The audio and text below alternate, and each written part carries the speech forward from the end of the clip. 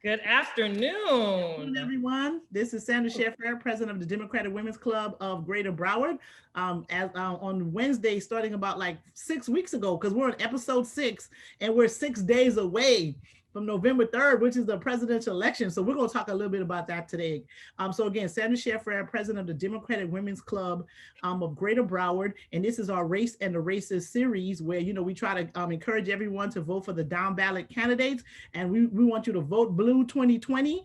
We need to have a shift in the Florida House, the Florida Senate, the United States Senate, the United States House is already blue. We're working on flipping the Senate, so we want you to donate to candidates, even if they're out of your area, because there are a lot of seats that are flippable. We have a post on our page that tells you about all the different candidates that you can donate to. I think it's a what's the Is it Act Blue? Act Blue. Yeah, there's an Act Blue link on the page that you can go and donate to all of the candidates, some of the candidates. There's also a link to donate to a PAC that's supporting those candidates. So we want you to donate as much as you can. They're like $5, $10, $15, whatever, because we really want to flip both the Florida House and the Florida Senate blue. Because every time we turn around, the governor is coming up with some nonsense, right? And so we can't have him have too many allies in the state house and the state senate to allow him to do some of the legislation that he's going to try to push during the next season. So I'm gonna have this great panel introduce themselves because I don't talk too much, right? 6 days you can still, but I gotta say that you still can early vote. We don't want you mailing in no ballots now. Forget that. We need you to go drop them off. It's too close. I sent out some express mail last Wednesday, and the person didn't get it until today at 12. And mind you, I paid $26.35 for them to get it the next day, and they didn't get it. So we'll need you mail in, no vote by mail ballots, even if you're sending it overnight, because it might not get there. There are 22 places in Broward County, and I believe it's over 30 in Dade County that you can go and drop your vote by mail ballot off. And we want you to do that. Make sure you have your phone number, email address, and signature on there. And if it's no line, just go inside and go ahead and vote so you can make sure it's counted and you can get your confirmation. Because on November 3rd, you actually have to vote at your voting location. You can't vote at one of the early voter sites. You have to go to your actual poll in order for you to vote. So we're gonna start. We're gonna talk about that, and we're gonna talk about race and the races, the woke movement, and how the impact that is having on this election, because it does have an impact on this election. So should we? So Laura Kelley Esquire, attorney and wellness coach, she's the one that hasn't been here yet. So we're gonna go ahead and let her introduce herself first. Before we let her introduce herself, we just want to let you know this is a two-part series, right? Last week we had a conversation about what we're going to be talking about now, which was the SNL clip about 2 weeks ago. And so the second part, we have our special guest Laura here, Kelley, who's going to talk to us a little bit. And I'm sorry, I didn't mean to cut you, but I wanted to kind of highlight that this Absolutely. was a series. And she did see the clip, because we had some people that were interacting last week that hadn't seen the clip, but right. Laura saw the clip and she was like, "I'm game," and I'm like, "For real?" Notes. She took notes like a true lawyer. She got her trial folder ready, y'all. Get it, honey. Let's get it. I was a gunner in law school. All right, so we're gonna let Laura introduce herself. Laura, please introduce yourself. Tell us a little bit of background about you, and then you can go straight into what you thought about the SNL clip. Well, okay, so we need y'all to introduce yourself first, and then we were here last week, but if you want us to, I don't have a problem introducing myself. Let's all do us first, and then we'll leave Laura for last so she can kind of segue into save the best for last. Okay, we're gonna save the best for last. Yes, we are. So Carol, please introduce yourself, sweetness. Well, I am Lynn Wheeler, and I am an author and an inspirational speaker, and I have a pretty big mouth when it comes to all things political. So I don't mind using my voice for good, sometimes a little evil when need be. And I'm glad to be here for part 2. Awesome. So I'm Narnie Grant, former candidate for school board at large seat in Broward County. I'm also an activist, and I'm also very, very involved in the community, especially when it comes down to kids, because that's my heart. As Sandra mentioned, we started this 6 weeks ago. It was based off a conversation we had. I was like losing my mind on Facebook, and Sandra was like, all right, let's talk vent, sis. What's the problem? So we talked about it, and she was like, okay, well, let's do a series about it. Let's talk about that. So it was about Breonna Taylor. Then it segued into the press conference, the press conference with DeSantis, and I was just really frustrated. And, you know, being in this pandemic and the way the country's running didn't help things. So we decided to kind of vent this way. And so it just turned into getting everybody civically engaged and galvanizing people to vote and make sure that they use their superpower. That's what I call it. And then it segued into us doing different things. And so now we're really, really excited. We had that SNL thing that happened about 2 weeks ago. That was like a long conversation with Sandra. We were like, what? And so we started off the 2-part series, and we're so happy and appreciative that Laura agreed to come here and talk a little bit with us about that, because we wanted to get a perspective from the white women. It was based on a white woman. It was a white woman joke. We all were like, you know, we ain't see no lies. And so we want to make sure that we get the other side and the perspective. So here is Laura Kelley Esquire, and she's going to, yes, honey. Esquire, she's an attorney, honey. We went and got the best and the brightest. That's what we went to do. That's right. Okay, so we needed some education up in here. And I have to tell you, when I reached out to her, I kind of like, you know how people slide into your DMs. So I kind of slid into her DM. I'm like, would you mind talking to me about this? She's like, I'm gonna call you tomorrow, because I know she was like, let me go see who this person is stalking me, sliding into my DMs. No, I was just busy, but I was like, oh yeah, I'm here for this. So she was I was like, I'll send you the clip. And she was like, yo, I'm here for it. I got some, I get it. We could talk about this. And so she was on board, because Nikki, we were just like, you sure? I was like, we don't want to know. It's not about putting anybody in the hot seat or anything like that. But it was shocking, because I was surprised that they even allowed that on television, right? I was like, did they know he was going to say all of this? But that just tells you that we're in a very different time. We're like in a very different space. Well, and you know, don't mean to cut you. I don't think that I was surprised by that, because Black people make jokes about Black women all the time. Like we make jokes about ourselves, and I know it's about ourselves, but it's just as the way he said it. And it's just now a white man saying about a white woman. So that right there, what you just did, that's very important. We got to delve deep. We got to lay that back out, because what you said, oh, is that allowed? But it's been allowed for us all this time. No, I was still kind of like, woo. And you know what? I mean, I'm going to go into the clip right now, because that was part of the joke also, you know? So give us a little bit of background of you. Okay, all right. Because that was what I was like, okay. So I am honored and grateful to be a part of this conversation. Honestly, I'm trying to be someone who's learning and recognizing that I don't have answers. I have questions, and it's a conversation. Like, it's a conversation, and I'm here to learn from other people's perspectives. And I can only share my perspective, but I don't hold it as like the truth. You know, there is all just perspective, no truth. And so I'm from Texas. I was originally born in McAllen, Texas, which is really funny, because that's where all my clients seem to cross over from. I'm an immigration attorney, not all of my clients, just maybe 50%. And, you know, I do identify as a white woman, but I think that's kind of inaccurate. I identify as a white woman because that's the way I have identified for up to this point. And that's how I've benefited. That's my privilege. And it's my privilege to be white passing and a white woman. But I recognize, you know, it hit me not too long ago that my grandmother was an indigenous Mexican woman, you know, who, I mean, she was American citizen, but she's indigenous Mexican. And even though I had my DNA results that said 17% indigenous, and my dad is, you know, indigenous, you know, I was like, yeah, but I'm just a white girl. I'm just a white girl.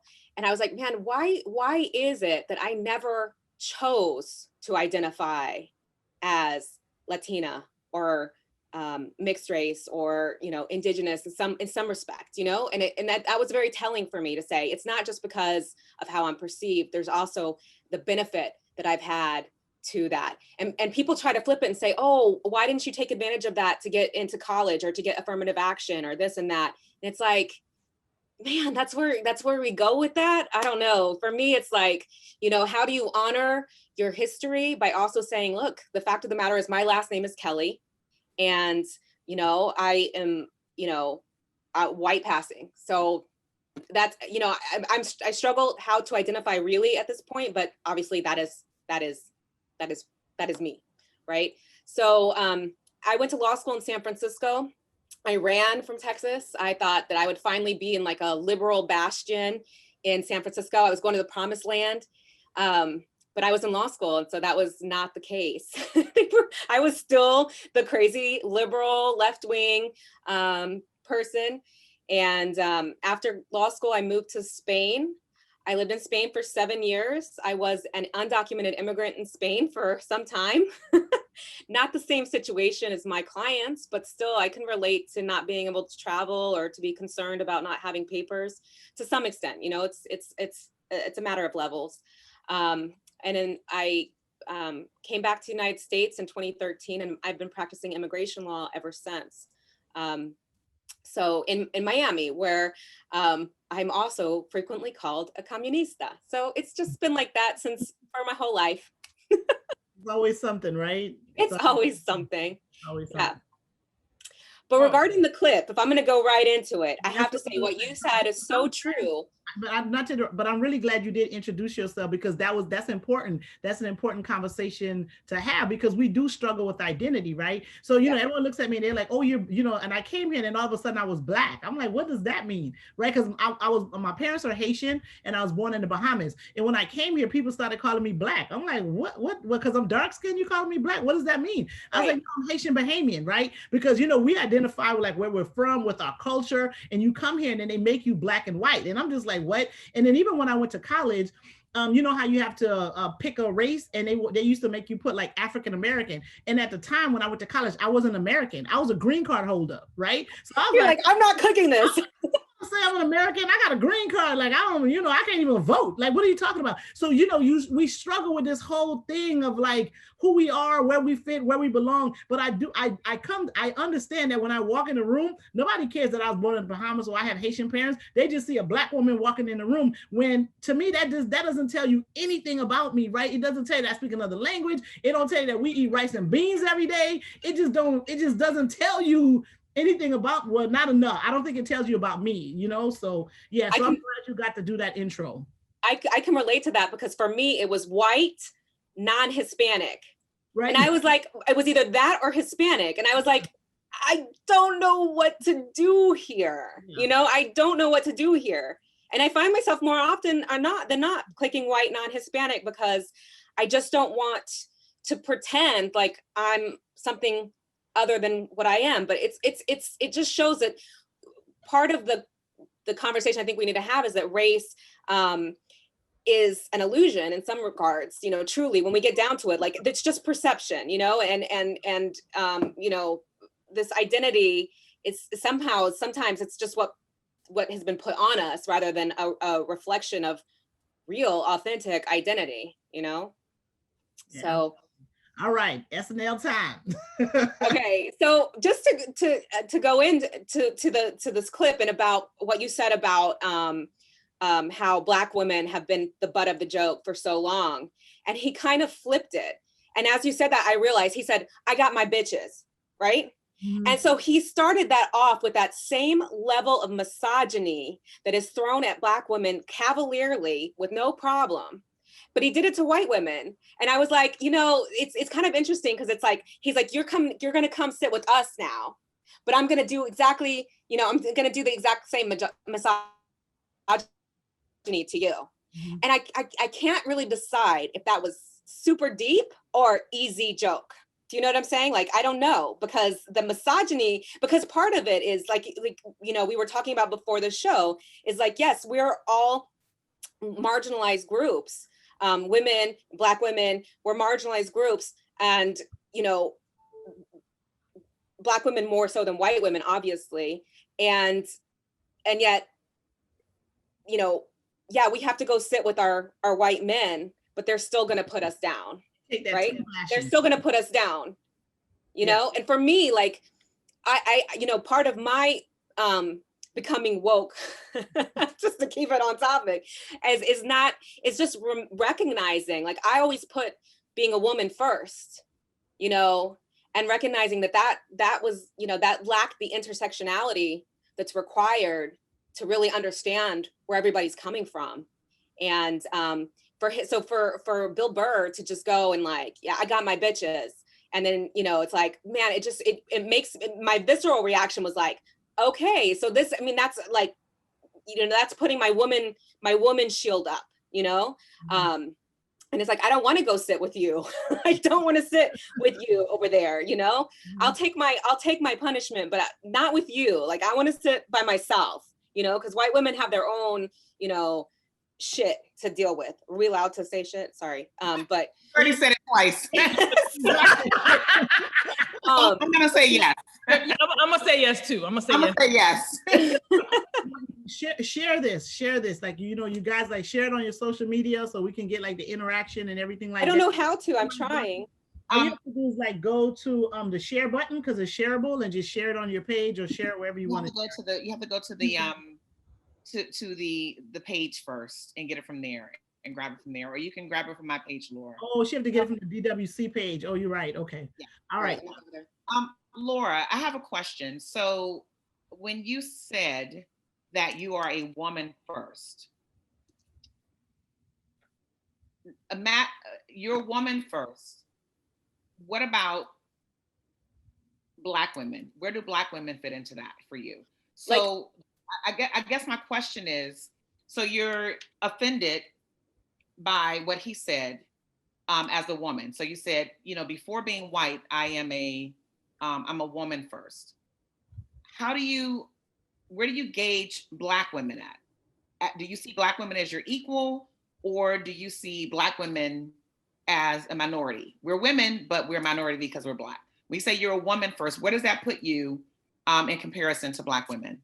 No, that's the thing is I've always said, like, we are women, we are here. I always looked at it as the second sex, right? So like the first split, but in human beings was actually the gender split. Now I know that, or just the sex split rather. And, you know, now I know that's so much more fluid than what I thought when I was coming of age in my feminism, right? So even that has been kind of, thrown up for me, you know, but no, 100%. I thought we were all in this together, you know, but I didn't realize how my own limiting beliefs about racism didn't allow me to see why, like, for example, white feminism was a problem, right? Okay. So, and which I see now, but it was shocking. Like, there was a point, and just to speak, you know, and I maybe I'll get blowback for this, but there was a point quite recently, not super recently, where I was like, oh shit, I think Black women hate us. I was like, I think they hate us. Mm-hmm. And I was like, and it took me a little while, and then I was like, and we deserve it. You know, like, we are not safe people. And, you know, I was like, oh my God, I get it. You know, I can't get it, but mm-hmm. On some level, I'm starting to get it. Let me say that. I'm starting to get it. We won't go say hate. It's not hate. It's not hate, right? Right. You know, like for some of us it is. For some of us it is. For some of us it is. It's not hate, right? Because, you know, we grew up in church, like, you know, we grew up in church, right? And we all for you it's not.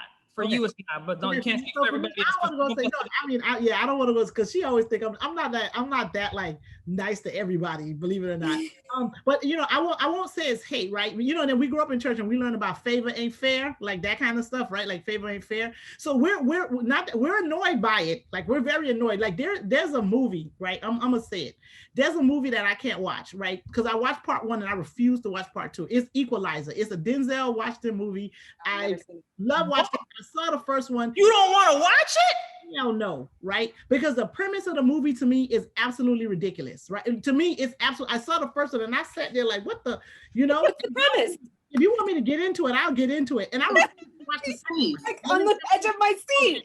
So in the movie Equalizer, like, when you pay attention to what Denzel did and how many damn people he killed, right? So it was for this young white girl that was like a druggie trick, something like that, right? Like, I ain't trying, you know, I don't want to, you know, women are women and people are sex workers for whatever it is, right? But he was like, he's trying to save this young druggie homeless white girl, right? He killed probably 50 people to save her. What the? Are you kidding me? Like, get the hell out of here, right? Like, to me, that should not be the basis of no goddamn movie. And I'm not saying that she doesn't deserve to live, right? I'm not saying she doesn't deserve to live or exist. But dude, you blowing up buildings, you done blow up a whole Home Depot, you done shot up like 15 mafia dudes in a bar, and whoever else you killed just to save this chick. Like, why she so goddamn special, right? And that's a narrative that they're promoting, and that's that insidious, that's that racism that's real insidious, and it got you watching that movie and you're hating yourself and not understanding why you're hating yourself, because they got you thinking that, yo, this person, this, like, I mean, I got, I don't like talking about my degrees, but I got a whole bunch of degrees. I'm educated. I did all the shit that people told me to do, and ain't nobody about to kill 50 people to save my life, right? They ain't making no movie to kill 50 people to save no black woman, right? In the second one, he killed 50 people for another white woman. It's valuable. I was ready to defend it. I was ready to defend it and say he did the same thing in the second movie for that black kid, but that's not where it started. It started because of that white woman getting killed in the other country in the hotel room. So I had to shut my mouth. I didn't watch it because I was just like, screw that. Y'all not getting no 2 more hours of my life on this narrative, right? That's the my life. Are you angry? Are you angry about that? So it's not anger. It's just bullshit, right? And righteous indignation. No, right? it's bullshit. Like you hate the movie. No, I don't. I hate the premise of the movie, right? Because again, this is what I'm saying. It's not about the movie. You missing a point. I know what the point is. It's the message in that movie. I know what the point is. They got us hating ourselves, loving other people that don't love us back, and they showing it in the movie, and they guising it as entertainment. And that's the part that's extremely dangerous. That people are out here watching some shit that's hating you, right? And that's making you hate yourself and love somebody that doesn't love you back, but they're guising it in entertainment. That is dangerous. Okay, that is dangerous. Right. And I don't blame the white girl for it, because I assure you, it ain't a white girl that wrote that movie. It's some white dude that made that nonsense, right? And then got everybody. The point I was trying to make, and I told you to send it, is because when you said it's not hate, for many black women, it is hate. Okay, and it shouldn't be, because it shouldn't be hate. It should never be hate. It should not be hate, because that person ain't really do you nothing. You know what I'm saying? What you hating on? The movie ain't do you nothing either. No, the movie did do something to me. The movie did do something. That movie is sending out a very dangerous message. That movie is doing a lot. And that's that's the problem. Like, we got our kids watching all of this stuff, and it's sending all these negative ass subliminal messages that we're not paying attention to. That movie did do something, doing something to my people. It did totally agree. And I'm going to bring it back to our discussion, and why I'm going to tell you that for some black women is hate. And then you said that it shouldn't be. And let me tell you why some have that feeling, and it's and I'm not justifying hate. What I'm saying is I understand, right? So you have women who so we're going to go into it. So we asked Laura to come here because there is that part of the woke movement and the Me Too movement. Okay, so the woke movement is, for me, I was trying to connect the dots, and we were talking earlier on how to transition into that. The woke movement pushed the Me Too movement to be, get this gradual, trajectory going up. The Me Too movement started way back in 2006 with a black woman who wanted to have a space for black women to talk about, being raped, being molested, and so on and so forth, right?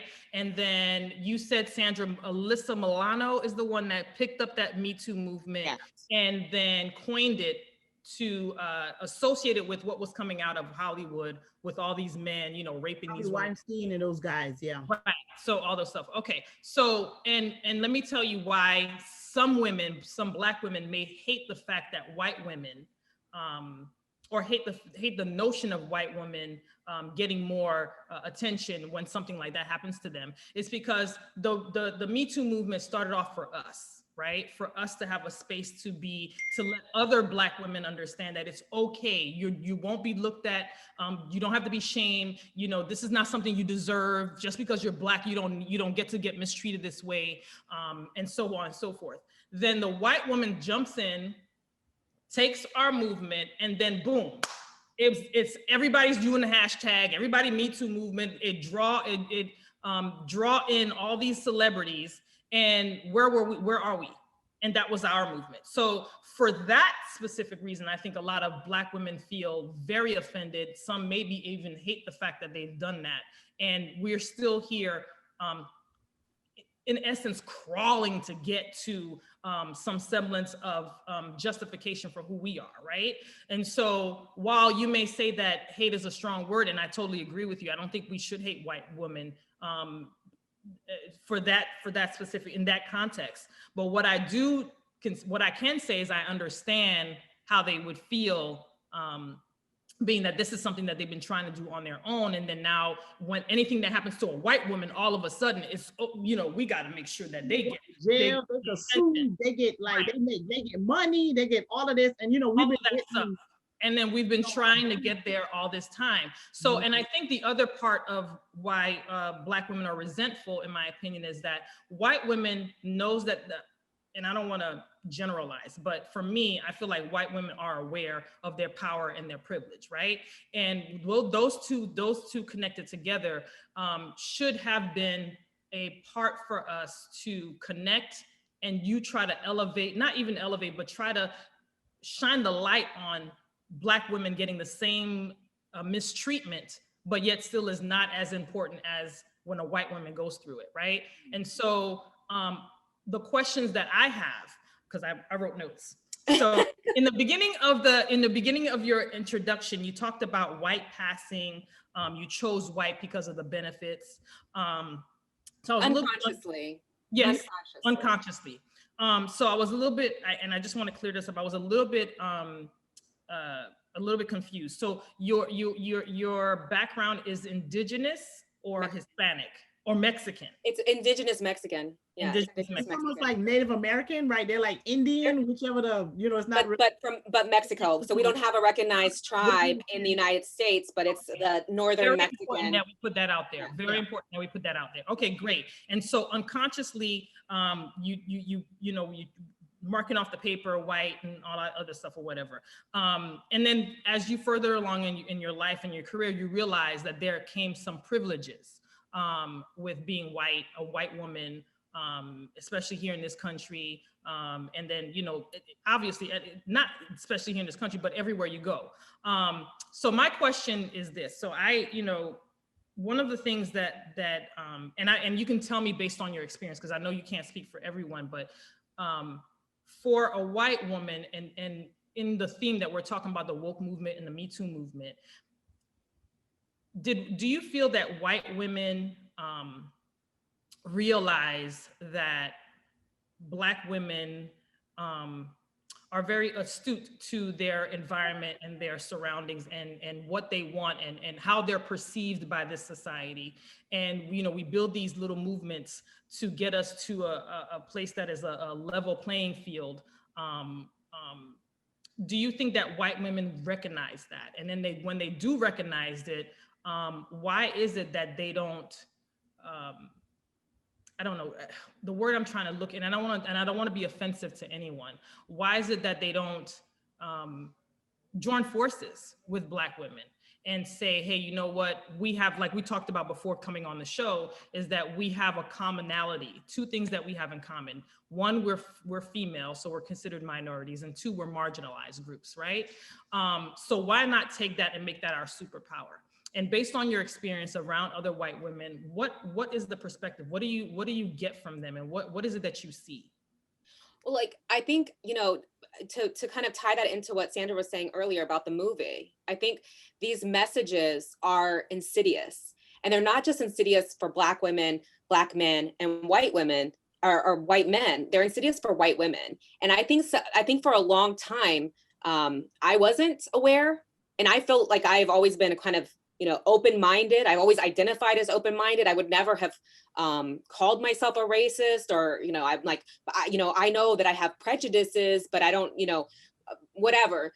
Point being is if these messages are so insidious that you don't often realize that you're benefiting from them, right? You don't realize that you're benefiting from them. You don't realize that there's been, 400 years of benefit in that, especially when you are raped and kept down and oppressed. It's hard, I think, to see the benefit that you have within that paradigm, you know? And it takes a lot of like opening your eyes and awareness to realize that. And so I think, actually, I don't think a lot of white women realize that. I think they are starting to. I have hope that we are starting to.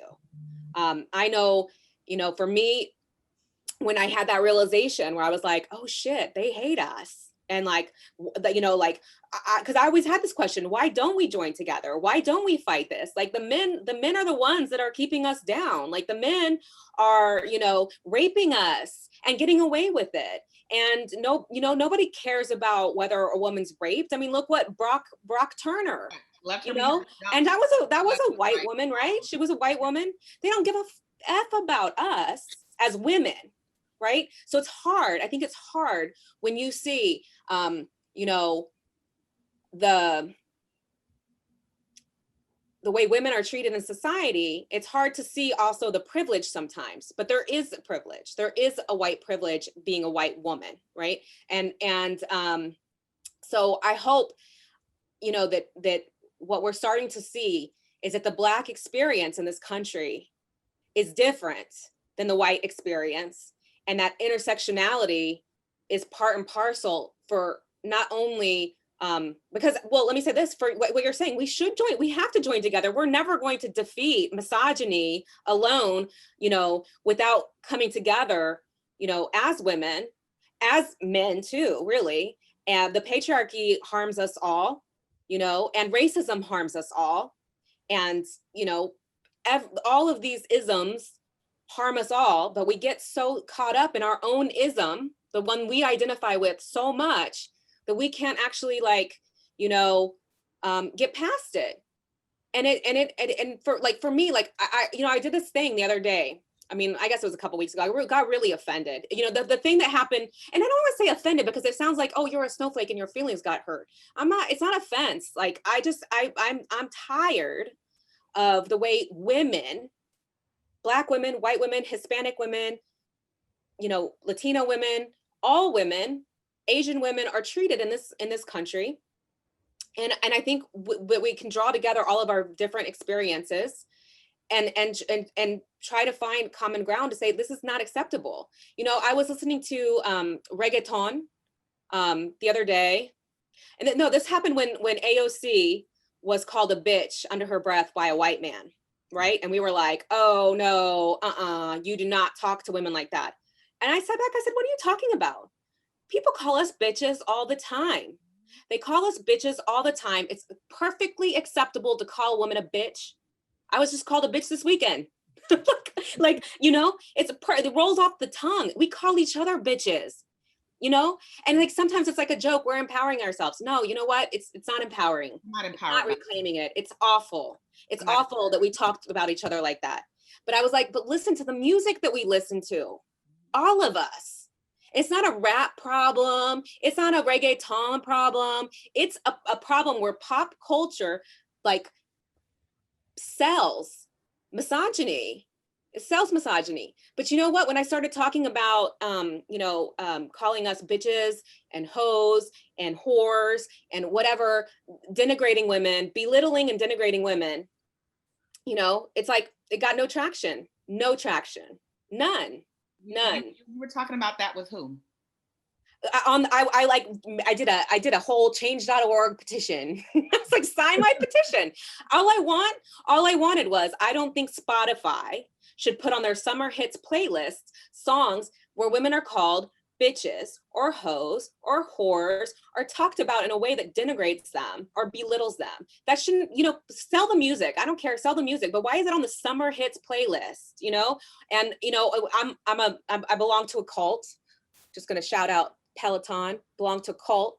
And no, in the Peloton songs, you know, they'll have the same thing. Now they're starting to bleep bitch now. They're bleeping bitch. And so that's good. But there's still like playing this belittling kind of music that we just kind of accept. We just accept. It's not just music. It's in movies, like you were talking about. It's in movies. It's in TV shows. It's in everything. And it, you know, it for me, I think it is another form of like insidiousness. So when we say, oh, he called this congresswoman a bitch under his breath. It's like this doesn't happen to all of us every single day. Right. And what made her mad was that he went in there like, I have a wife and 2 daughters. Like, Right.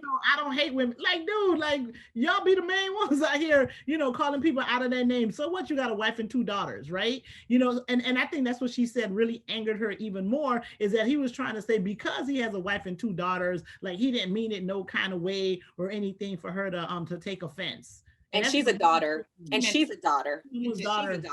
He meant it the way he meant it. Laura, here is my observation from what you're talking about. And I am not speaking, I'm not Ice Cube, so I'm not speaking for the whole race. I'm not Our 50 Cent. Representative of Sorry, is he 20 Cent yet? He's about to be 20 Cent. I'm not representing the entire race, and I'm not representing everybody on this line. I am speaking for myself. Misogyny is not my first concern. Yeah. When I walk out my door, and when I go to Panera Bread, for my broccoli and cheddar soup, when I go to Starbucks for my chai, my concern isn't misogyny. My concern is racism. Yeah. So, for me, a man calling me a bitch or a hoe or a whore or any kind of, gender negative adjective is secondary. It's secondary for me. So I feel like, I and I don't say this to be insulting, I say it to be true. I think it's a privilege, for a white woman to be concerned with misogyny. We have to deal with, as Black women, we have to deal with racism first. You know what I mean? And we're getting it from more than one side. There was something that happened a couple of years ago, and you and I seem to have the same problem, Laura.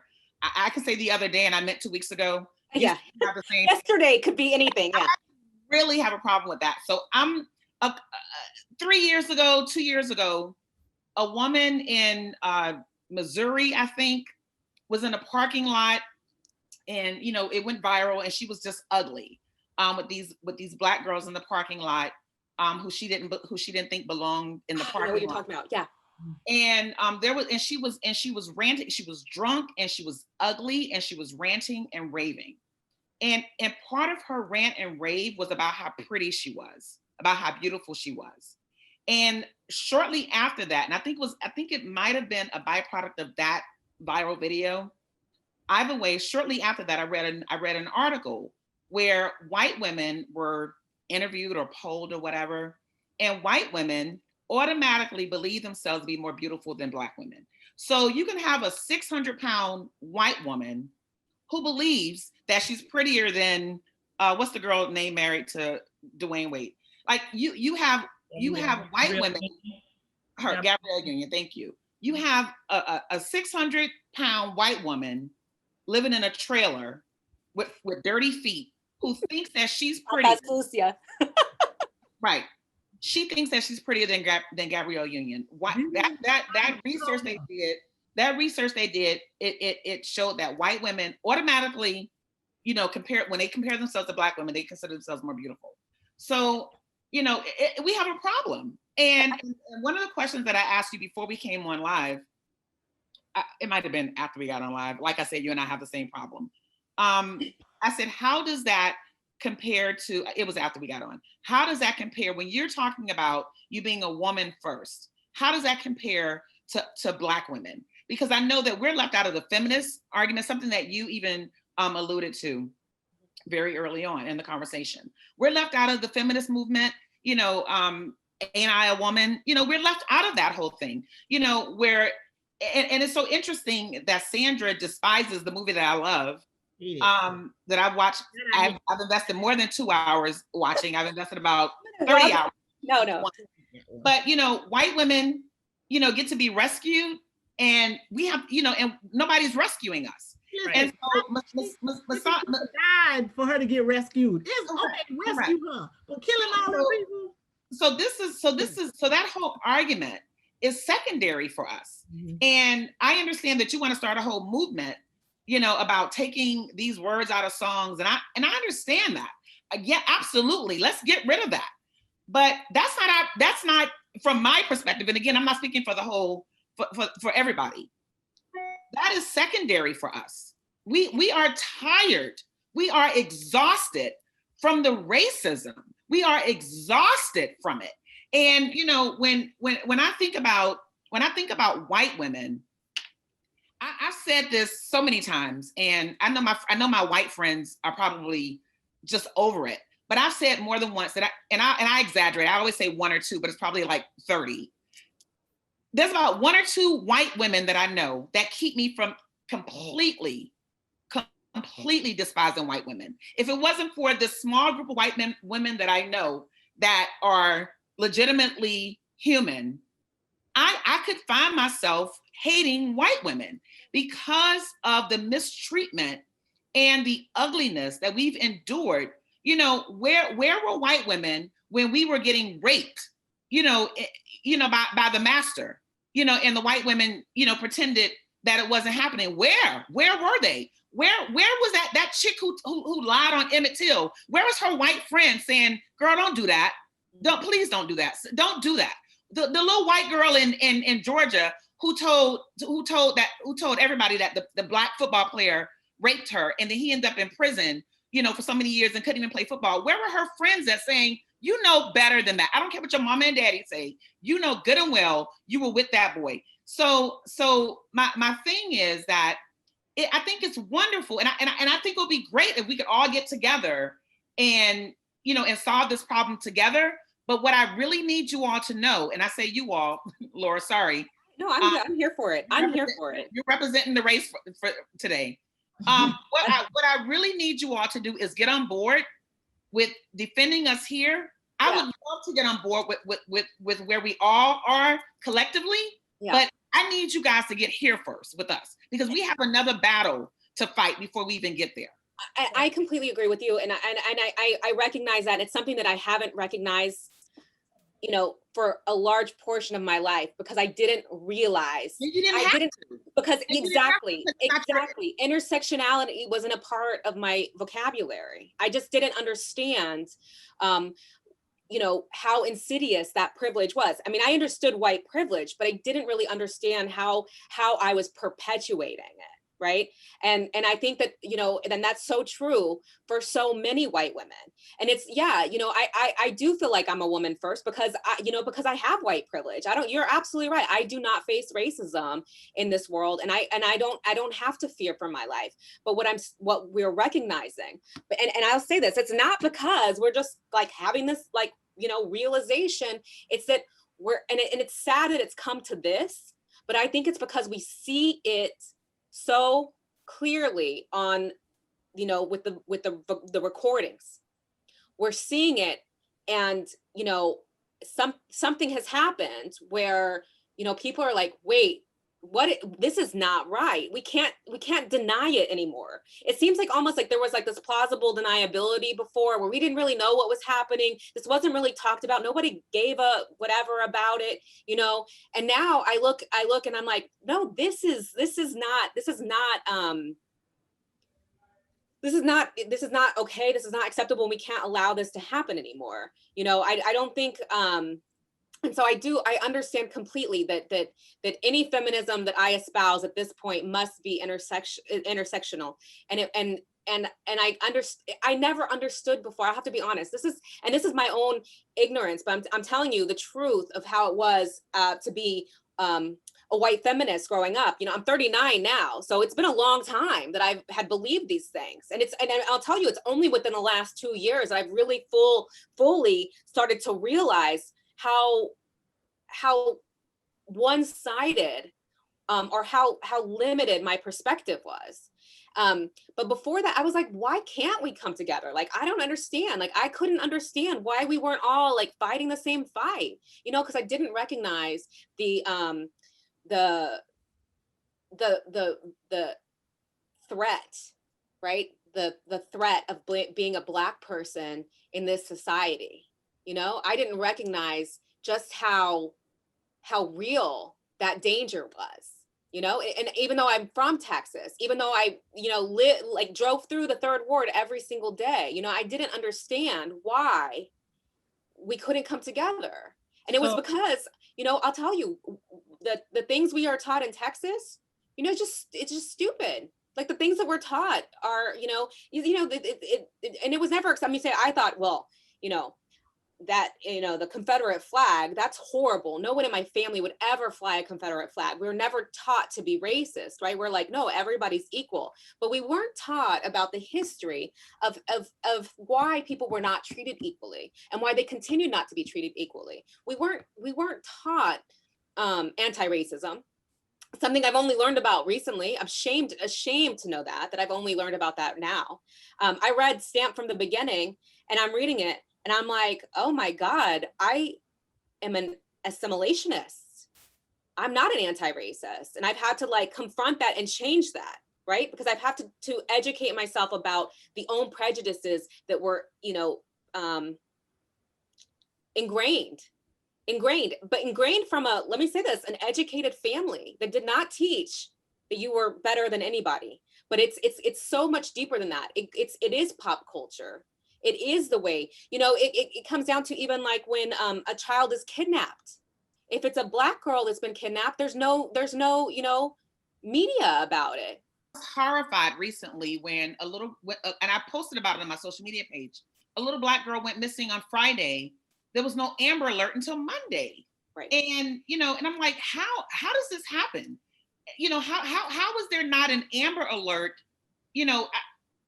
I get these ridiculous things on the TV all the time, and it's always some little white kid where they just went missing a few minutes ago. But then a Black kid goes missing, and we don't hear about it for 3 or 4 days. And it wasn't even an Amber Alert. It was something that the police department released, very silently, 3 or 4 days later. And it's ridiculous because Black lives aren't valued. And something else, and we talked about this before. We got on live. So, my whole life right now is research. And I didn't even realize that a person could be consumed by research, but apparently you can.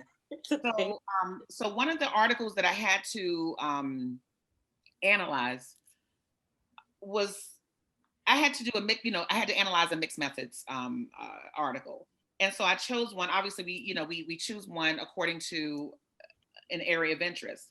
And so this one particular article that I chose was talking about the vulnerability of Black girls getting out of school suspensions as opposed to in-house suspensions like white girls get.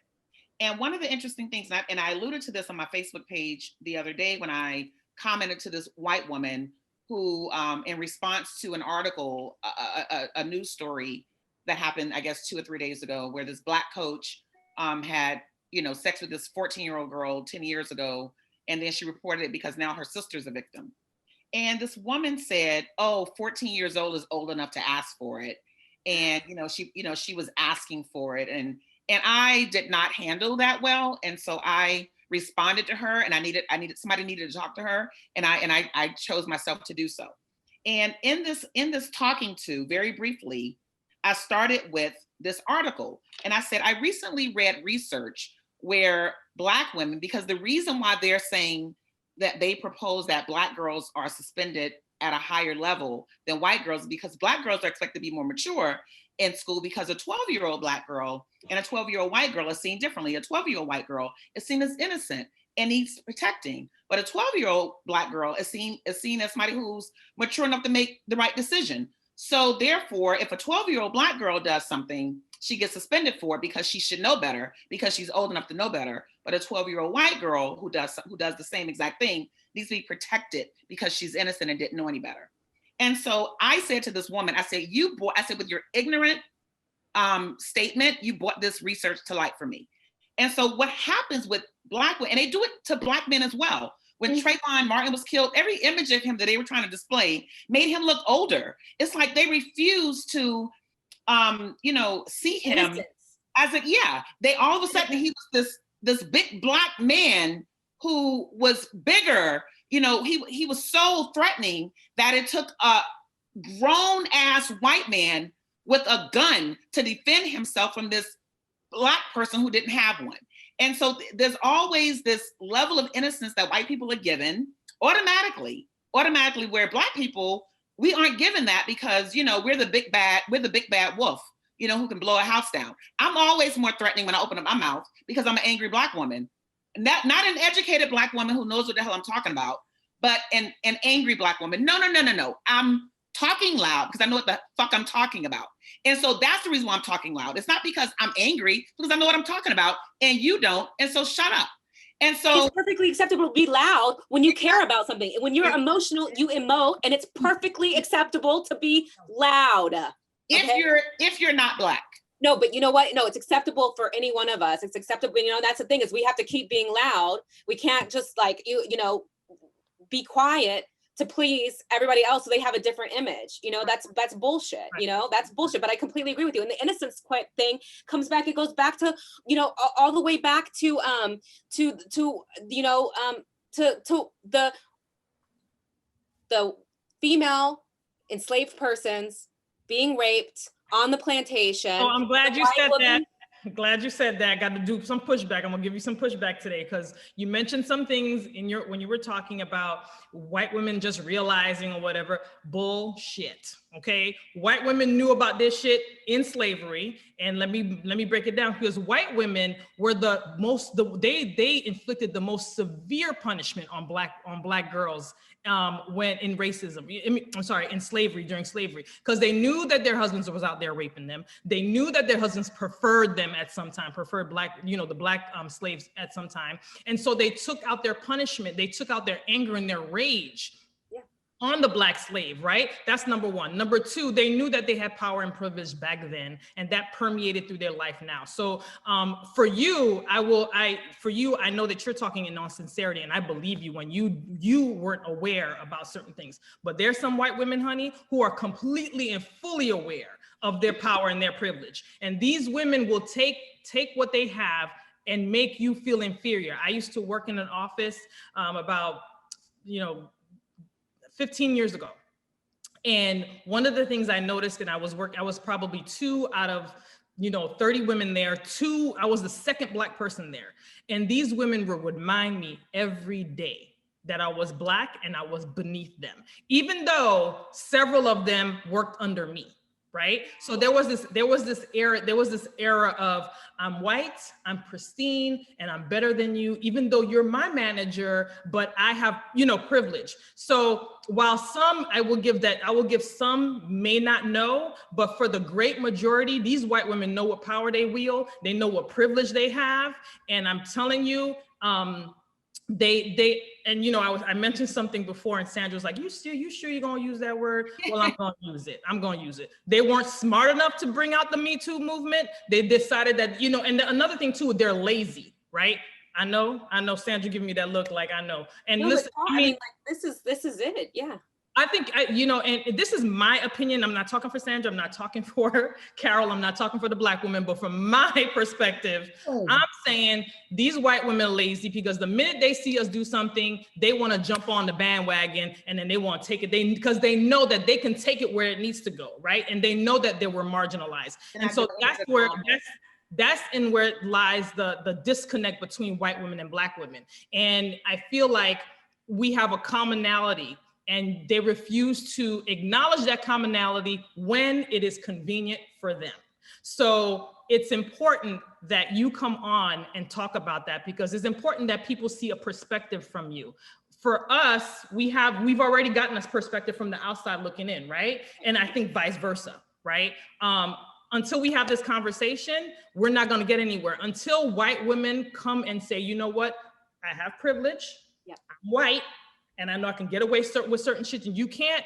Let's collaborate and make sure that we work this out together. But until white women come to that point where they're ready to be in that uncomfortable position to have that conversation, and they're ready to kind of really put it all on the table, it really is us looking at them like, y'all some culture vultures. Y'all always you want your big booty, the big lips, y'all want all of this or whatever. You want all my Blackness, but you don't want the blues with it. It don't work like that. It just doesn't. So I'm glad that you mentioned some of these things. I'm glad you mentioned your background. I'm glad you talked about white passing, because it's important. When I've had a conversation with a full white woman, not one who has a background of indigenous or Hispanic or whatever, they'll always say, no, what do you mean? I I mean, I'm just me. Or they'll come and ask that question. Well, what about this? Or what about it? I am not Black Google. Okay. I'm not that. Yeah. And at some point you need to do your own research and you need to figure this out, have a talk amongst your white sisters, and y'all come together and then come and kumbaya with us. Because at this point, we're so fed up that any kind of discussion or whatever, we always think is suspect. We always got to watch our backs, because you know what, we've been in a position where white women will come in and give us the illusion of inclusion, okay? Right. And then we get there, we have this dialogue, we think we're all thing or whatever, and then this bitch is walking off of my job. Mm-hmm. How the fuck that happen? I completely, absolutely agree with you. You know what you're saying reminds me of that woman in San Francisco when she saw the guy graffitiing the wall, remember? And she was like, actually, this face that she made, and it was pure evil. It was pure evil. Or the Amy Cooper, like, feigning the fear of that. And yet you're absolutely right. That exists. And I have to say I'm a little naive because I don't relate to that. Okay. I have to say I'm not that white. You know what I'm like? I mean, that's just the reality. I don't. And so there is a naivete there. Karen, you're not a Karen, you're Laura. I'm a Karen, but in a different way. Like, I'm going to call the manager, but because my coupon didn't work, like I'm not calling I'm not like, I'm definitely calling the HOA on my Trump supporting Venezuelan neighbor. Yes, I am going to call the HOA on them, but not because there's like a Black person in my neighborhood. You know what I'm saying? Like, but but that's that privilege. Like, the tattletale. Absolutely. I'm a tattletale for sure, but just not like that, but I see that there's a privilege in that because, so I do see that. And I do see that there is that there's this evil quality of a person who thinks they're above somebody else. Right. And there's no other way to describe it other than evil. I don't really believe in good and evil, but what I'm saying is that's an evil thing, it's an evil thing. When you're having conversations with your white counterparts, right? I would love for you to always approach it in a way is, I don't want you to approach it like I approach it, because I approach it with always the assumption of there's some bullshit up under there until you show me who you are, you kicking bullshit to me, right? But I would love for you to, when you are with your white counterparts, don't approach it in a way, don't be naive about like, oh, she wasn't aware and she don't know her power and her privilege. They're aware. They are aware. Always be aware that there is a possibility that this woman that you're talking to understands it completely, but will play dumb, right? That's the reason why the Saturday Night Live clip was so relevant. Because it was speaking directly to these white women who pretend that they do not know how privileged they are. That's what made it so, and that's what made them so angry. That's what made it so controversial, because they thought they were getting away with it, and he called bullshit on it. Yeah. He's inside the house. He's inside the house. The call coming from inside the house, and he knows what's going on, and he called BS on it. And that's what made it so. Just what Nikki just said is what made that Saturday Night clip so relevant. Right. And then with the Gucci booted foods crossing over the fence of oppression. Okay. Yeah. And so no, I agree.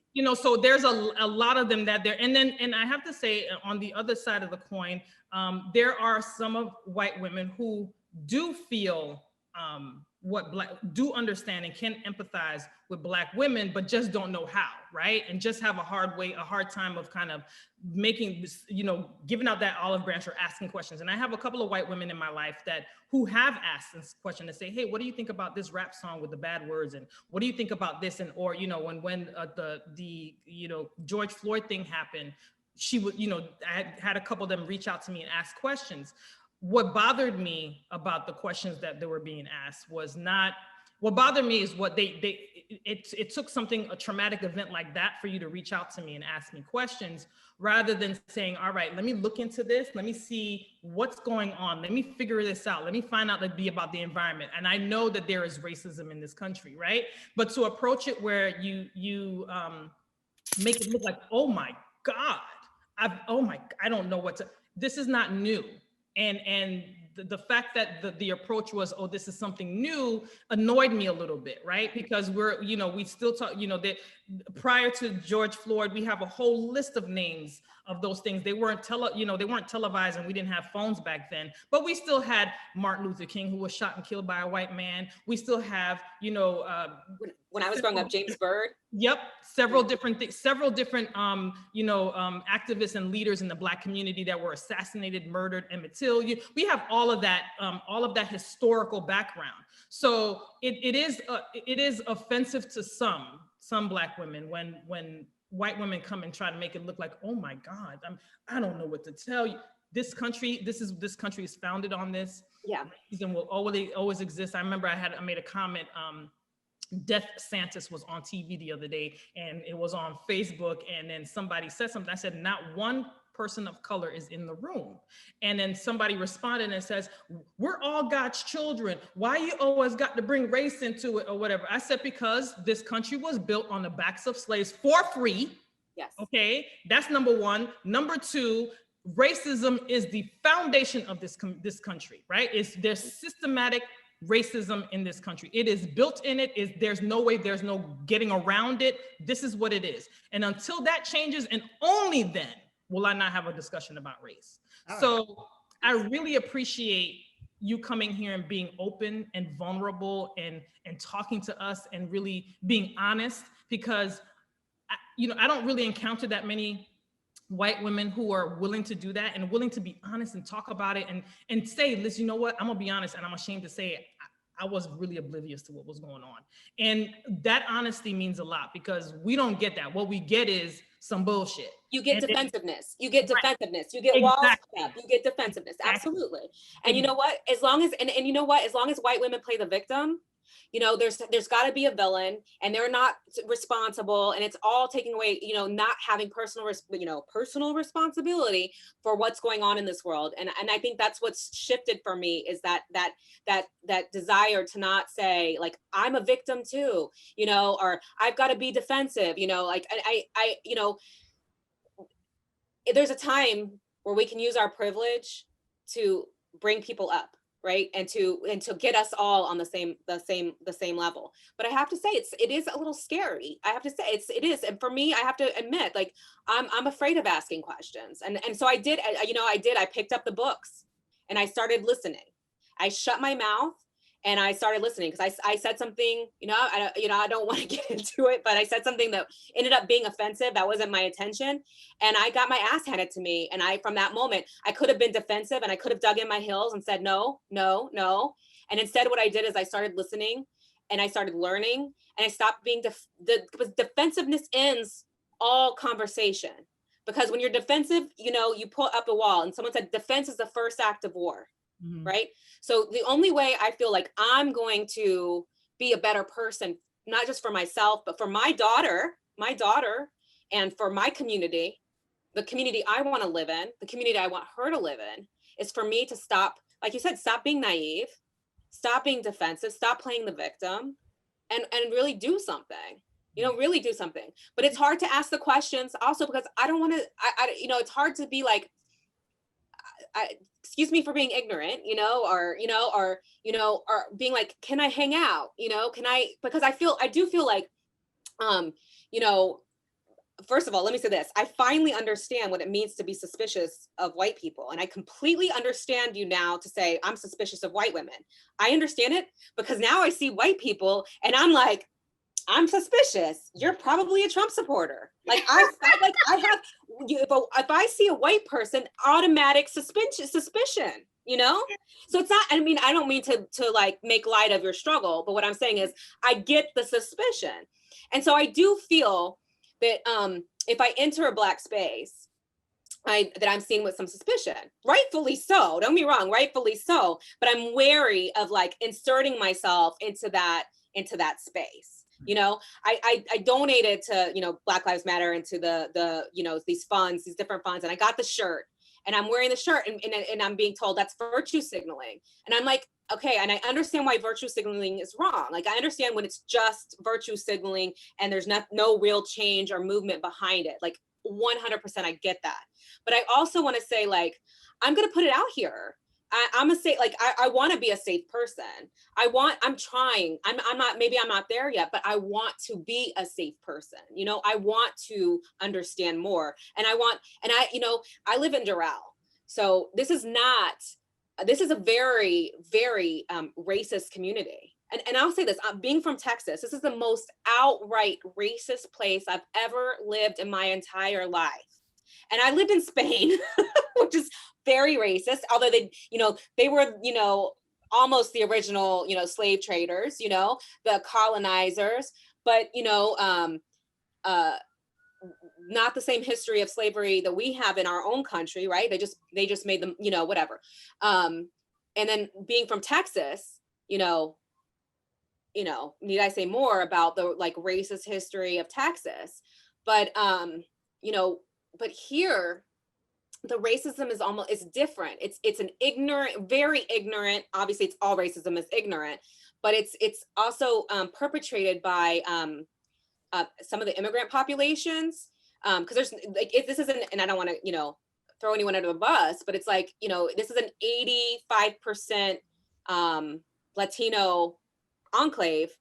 And I'm shocked by what people say, what they think it's okay to say. I mean, well, that's what they think it's okay to say it. I'm like, this is like, I mean, we know, but I mean, the truth is, it's what other people are thinking. Probably they're just not saying it.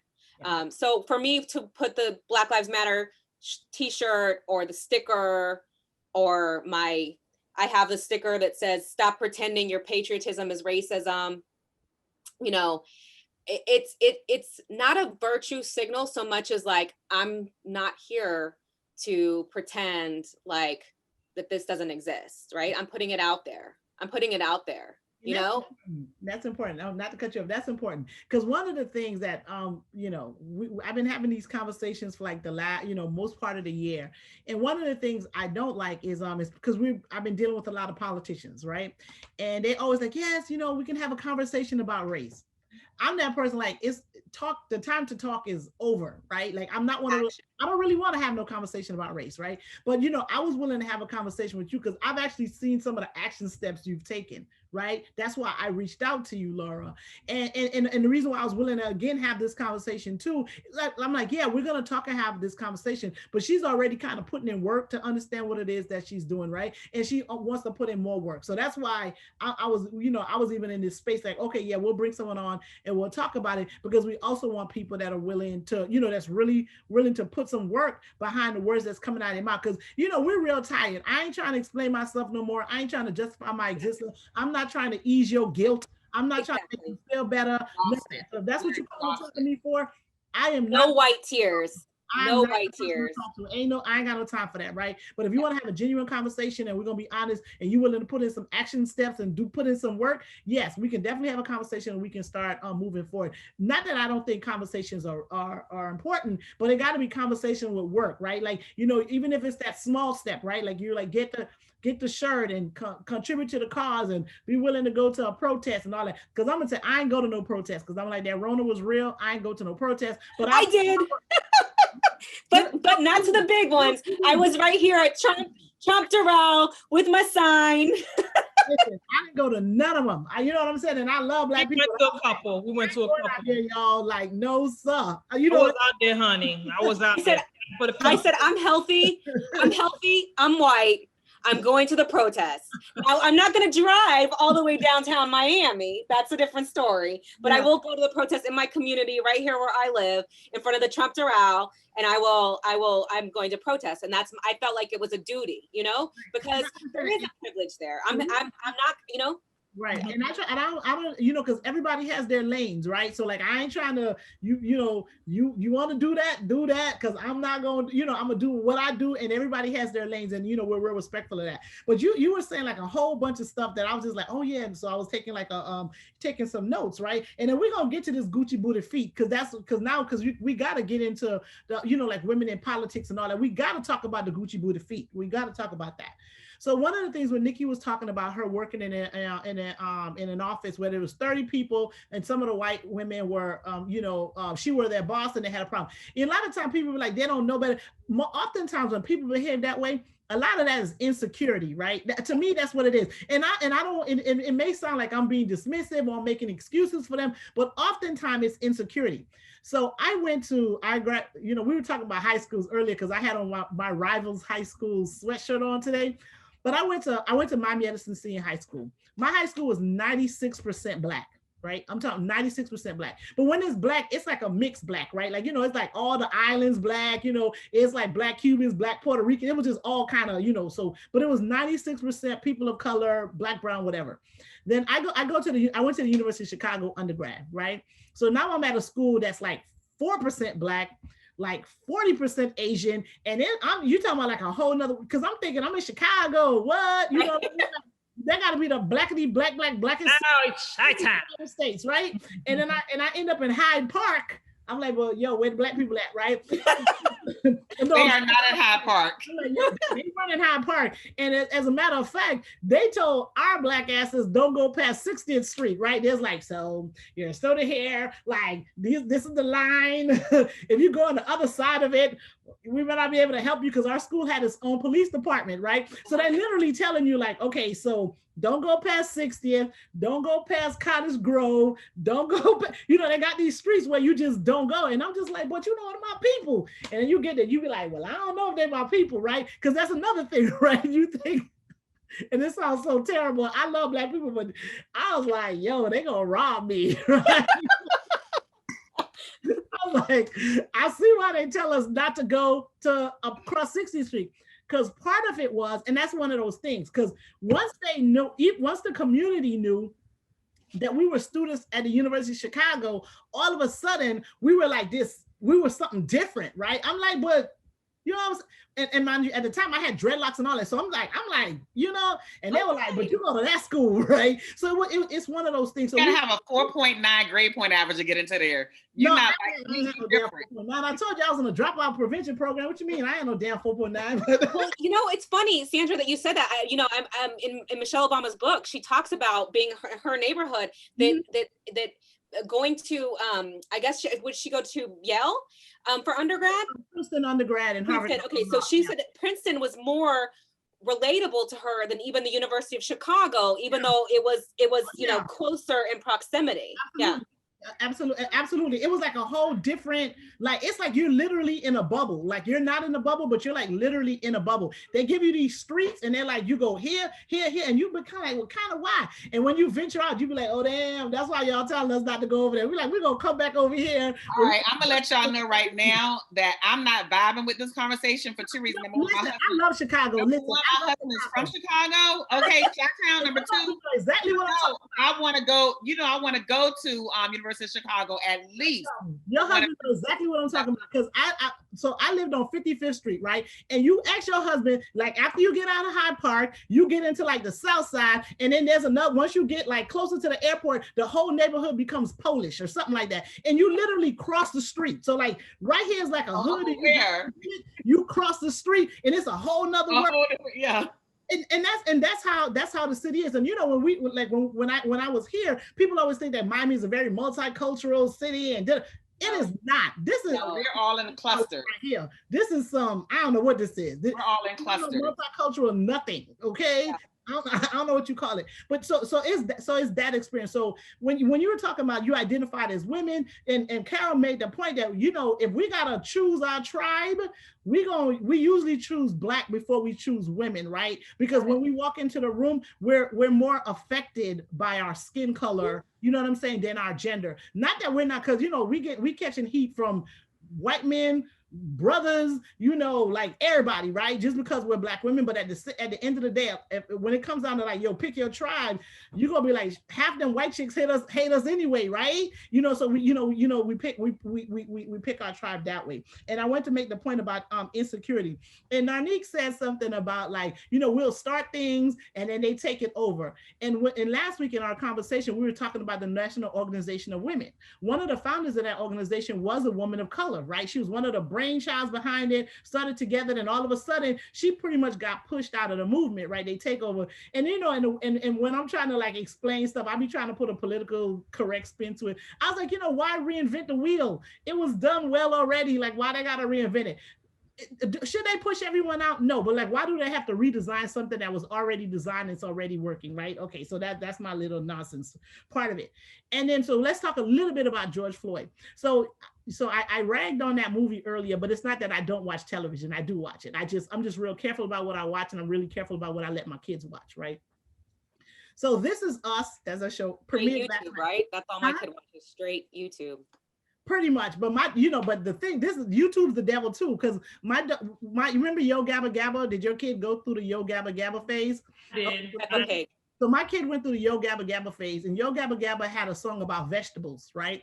So you talk about your vegetables or whatever. So my daughter's watching this video, and I'm thinking it's innocent enough. But you know how YouTube it suggests the next video. By the time we started off at Yo Gabba Gabba and the vegetables, and we ended up with the broccoli song by Dram. That's all I'm gonna say. So who don't know that? Okay, you go. I'm gonna Google it. And you want to know how we got from Yo Gabba Gabba broccoli, Yo Gabba Gabba vegetables to the broccoli song by Dram. Just check it out, and you're gonna understand my shock. Okay, yeah. So that's that. I can imagine. So it's all this. So Black women, we're conflicted. We just got a lot going on, and Carol was saying, like, our gender is like the second thing we worry about. Man, that I don't even know if it's number two. Like, we're dealing with our race, then we got to worry about our kids. You know what I'm saying? Especially like we're raising Black boys. So what we deal with, the stuff we deal with as women. I can't even put it as number two. So, you know what? I always mother. Talk, and I don't mean to cut you, but I've always had that talk where I've had that talk with my mom. And one of the things she used to push, because they push, Haitian parents push education. But one of the things my mom used to say to me, she's like, you have two strikes against you. You're Black and you're a woman. And that was those are the two things that I remember vividly growing up. Is like, you're Black and you're a woman. You have two strikes against you.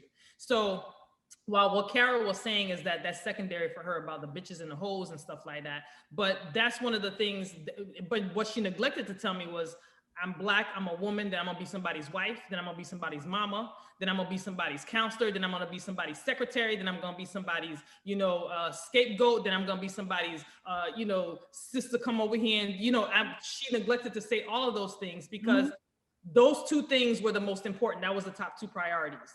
You're Black and you're a woman. You got two strikes against you. But the reason why she brought the woman part, right? Because I have a lot of African friends, and I was part of an African family for a long time. And I remember one of my old in-laws. She said that women were born to suffer. Right? Like that was one of the things, like you just, as a woman, you accept your role. You're born to suffer, and once you accept that, then apparently your life is supposed to get easier because you've already acknowledged that you were born to suffer. And I'm telling you, and so when your mom's talking about you as a woman, it's not the woman part, it's what comes with being a woman. And it is about becoming a wife and becoming a mother and all of those kind of things. And those things typically take precedent over you as whatever your struggle is as you as a mom, because you got to deal with those struggles of you being a person of color. You got to deal with those struggles of you being somebody's mother. You got to deal with the struggles of you being somebody's wife and whatever else, right? So who you are as a woman is that's just kind of what it is, right? So this is a show about the Democratic Party, and we're supposed to be talking about politics and all of that. So now we're gonna get into these chicks with the Gucci booty feet, right? Like we're gonna talk about them because I know Laura had a problem with the man calling her a bitch, calling women a bitch and all that, right? So we had that, and it was interesting how they had him on, and the musical guest that week was Megan Thee Stallion, right? It was Megan Thee Stallion was the musical guest that week, and. Wasn't that the one Megan Thee Stallion? Which one? Who was the musical guest that week that he was there? That episode was before his. But who was the musical guest that week? No, it doesn't matter. But okay, so she was there the week before. Okay, yeah. But we can still make I can still make the point. So she was there the week before, and one of the things she talked about was how Black women were the most disrespected women, right? And she did a whole piece about like how we need to respect Black women and all that kind of stuff. And that was also one of those things. I'm like, yo, Saturday Night Live is coming out like with all of the punches, and they're acknowledging it, right? And can I say something about that? Because Narnik, that's what you said also about the, and I wanted to pull that, also what you said, Carol, about the innocence. I think those are all related because, you know, the way that white female innocence was protected, right? And it was like rape was almost seen as didn't even matter because these women were promiscuous. Black women were promiscuous. You know, you could see it in the shape of their body, right? They're promiscuous, and so that's why white women had to be protected as innocent. You know, and that pervasive, insidious belief and disrespect it's real, and it has to be acknowledged. You know, by white women, by white men, by Black men, and it's you know, it's something that you know, I'm glad Megan the Stallion's talking about it. I'm glad that we can all have a conversation about it, and I think, you know, I think it is time to stop being ignorant to that and understand. Like, for me, I understand completely when you say you're Black first, but I also say, as a woman, like, for me, like, what I see in another woman is you know, I just like believe that women should be respected. Absolutely. Yeah. Every woman should be respected. I you know, the way I'm kind of a misandrist in some regards, because I do believe that women are, I do believe women are better than men. I'm sorry to say. Yeah, we better, right? No, we agree. That's why they have it. But I wanted to make one last point. Oh, I'm sorry, Sandra. I'm so sorry. I'm sorry. I want to make one last point. And because George Floyd came up, and that's kind of what really, like, just, I mean, that whole thing just kind of exploded, right? It just kind of changed. It literally changed. It's like the world shifted when that particular incident happened, right? Because we had protests all over the United States and all over the world, right? Because the world just shifted. And I think the reason why that shift, and that's when you realize where that's when I think that video is what made you, that was the defining point to determine whether or not somebody gave a F, right?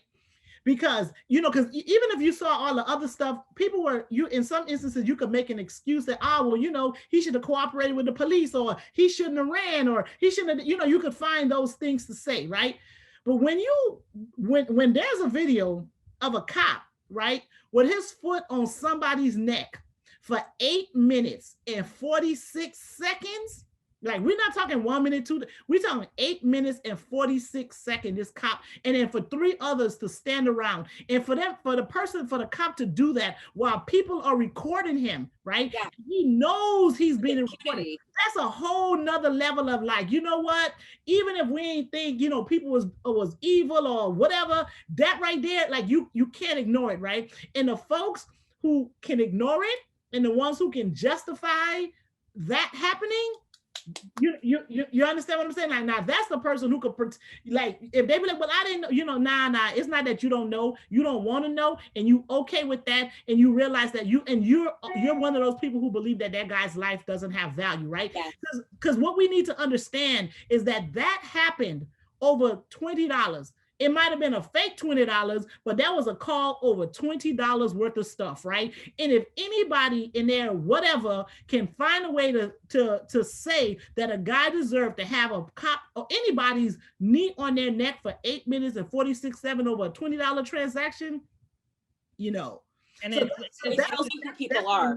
That's what it is, right? Like, and some people have found a way to kind of make that okay. And that's where, you know, like, that individual, they are right with the way things are, and they don't see people of color as human. Because as a human being, you should have a problem with somebody putting their knee on another person's neck for 8 minutes and 46 seconds, because there's no way you survive that, no matter who you are, right? And you're right about people try to make it, because right after that, there were so many videos of people recreating that that specific thing, saying, oh, there's no way he didn't die from that or whatever. And I think when it shifted, I think that one of the major things, I don't know for anybody else, but for me, the major thing is when this man said mama. Yes. That right there changed the entire narrative of not only the police brutality, but he was calling and he was saying that he couldn't breathe. And if you weren't aware, his mom had already passed away, right?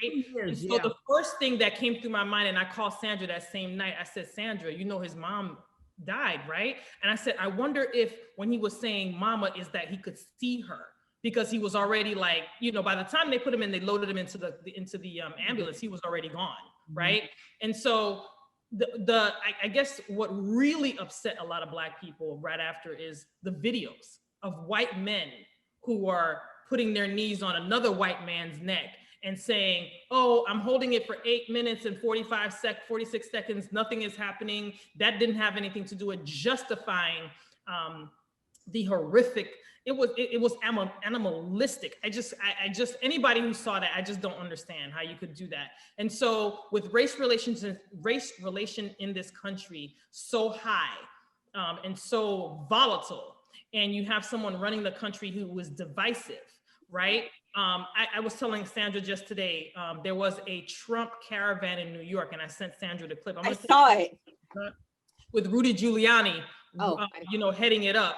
Oh, I didn't know that. Cursing him out and whatever, but it's just the level of divisiveness, like Biden people fighting with Trump people. It was just, I've never been in an election when people are literally putting their hands on other people because of the person they support, right? And it just has become so divisive. And even the races for these seats, to flip these seats or whatever, it's all out war. It is an all out war, right? And we're not used to that in America. We do asylum cases, right? Like, we're immigration attorneys, we do political asylum cases. In a lot of countries around the world, elections is a very volatile time. Like, I mean, you know, I do a lot of Haitian asylum cases. I mean, people like die, you know, during elections, because it's such a contentious time. It's just in America, we're just not used to that. We're used to like peaceful transition of power. You go, you vote, it ain't no thing. I mean, there's still some level of, there is voter suppression and all of that, but not to the point where people are really afraid for their life kind of voter suppression, right? They'll just make you stand in a long line, tell you your signature on match. They do that kind of stuff. Now, yeah, right. They make That's pretty violent. I mean, you know. Your signature don't match, your vote don't count, you know, or they'll throw you off the voter roll so you ain't vote 2 times, you know, like they do that kind of voter suppression. But in terms of like the violence associated with elections, like we just have not seen that. And this is one of those things where it's like, yo, we might see that. I mean, you have a whole militia plan a whole kidnapping for a governor. Right. Okay. I mean, just kind of think about that for a minute in this country.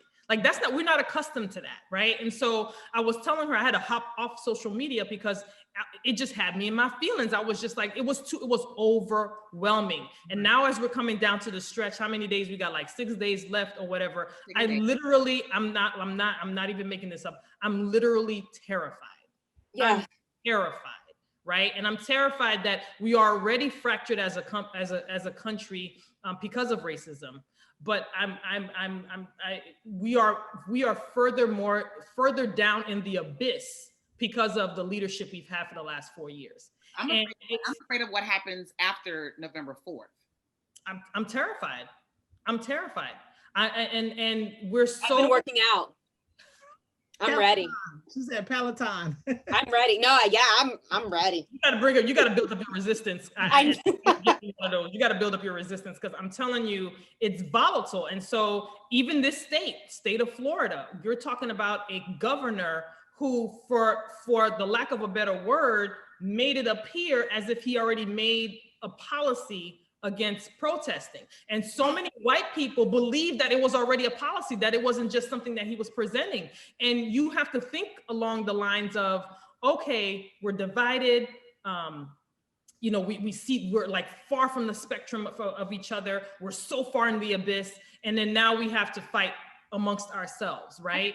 Interesting that, you know, and this is off topic, but, you know, we tend to do that with this group.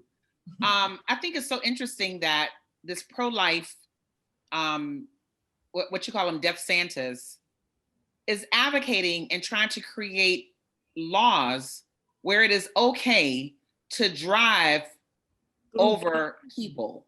No, that's on par. That's on par what we're talking about, because those were the two things that we were talking about that week that we started this, that made us start this, right? And then when I was like, no, we can't have those laws happen, because one of the things was like, oh, the ACLU, we had another guest once, and she was like, yeah, the ACLU is gonna be on it, and they're gonna. I'm like, no, that it's already a problem when the ACLU is involved. We need to not let this become law at all. Like, no, you don't let it become a law and then fight it. No. You need to do what it takes to even become a law, because it's not a law yet. Like, if we got to fight it because it passed, that's one thing. But if there's a way to prevent it from happening, that's what we need to focus on. We need to focus.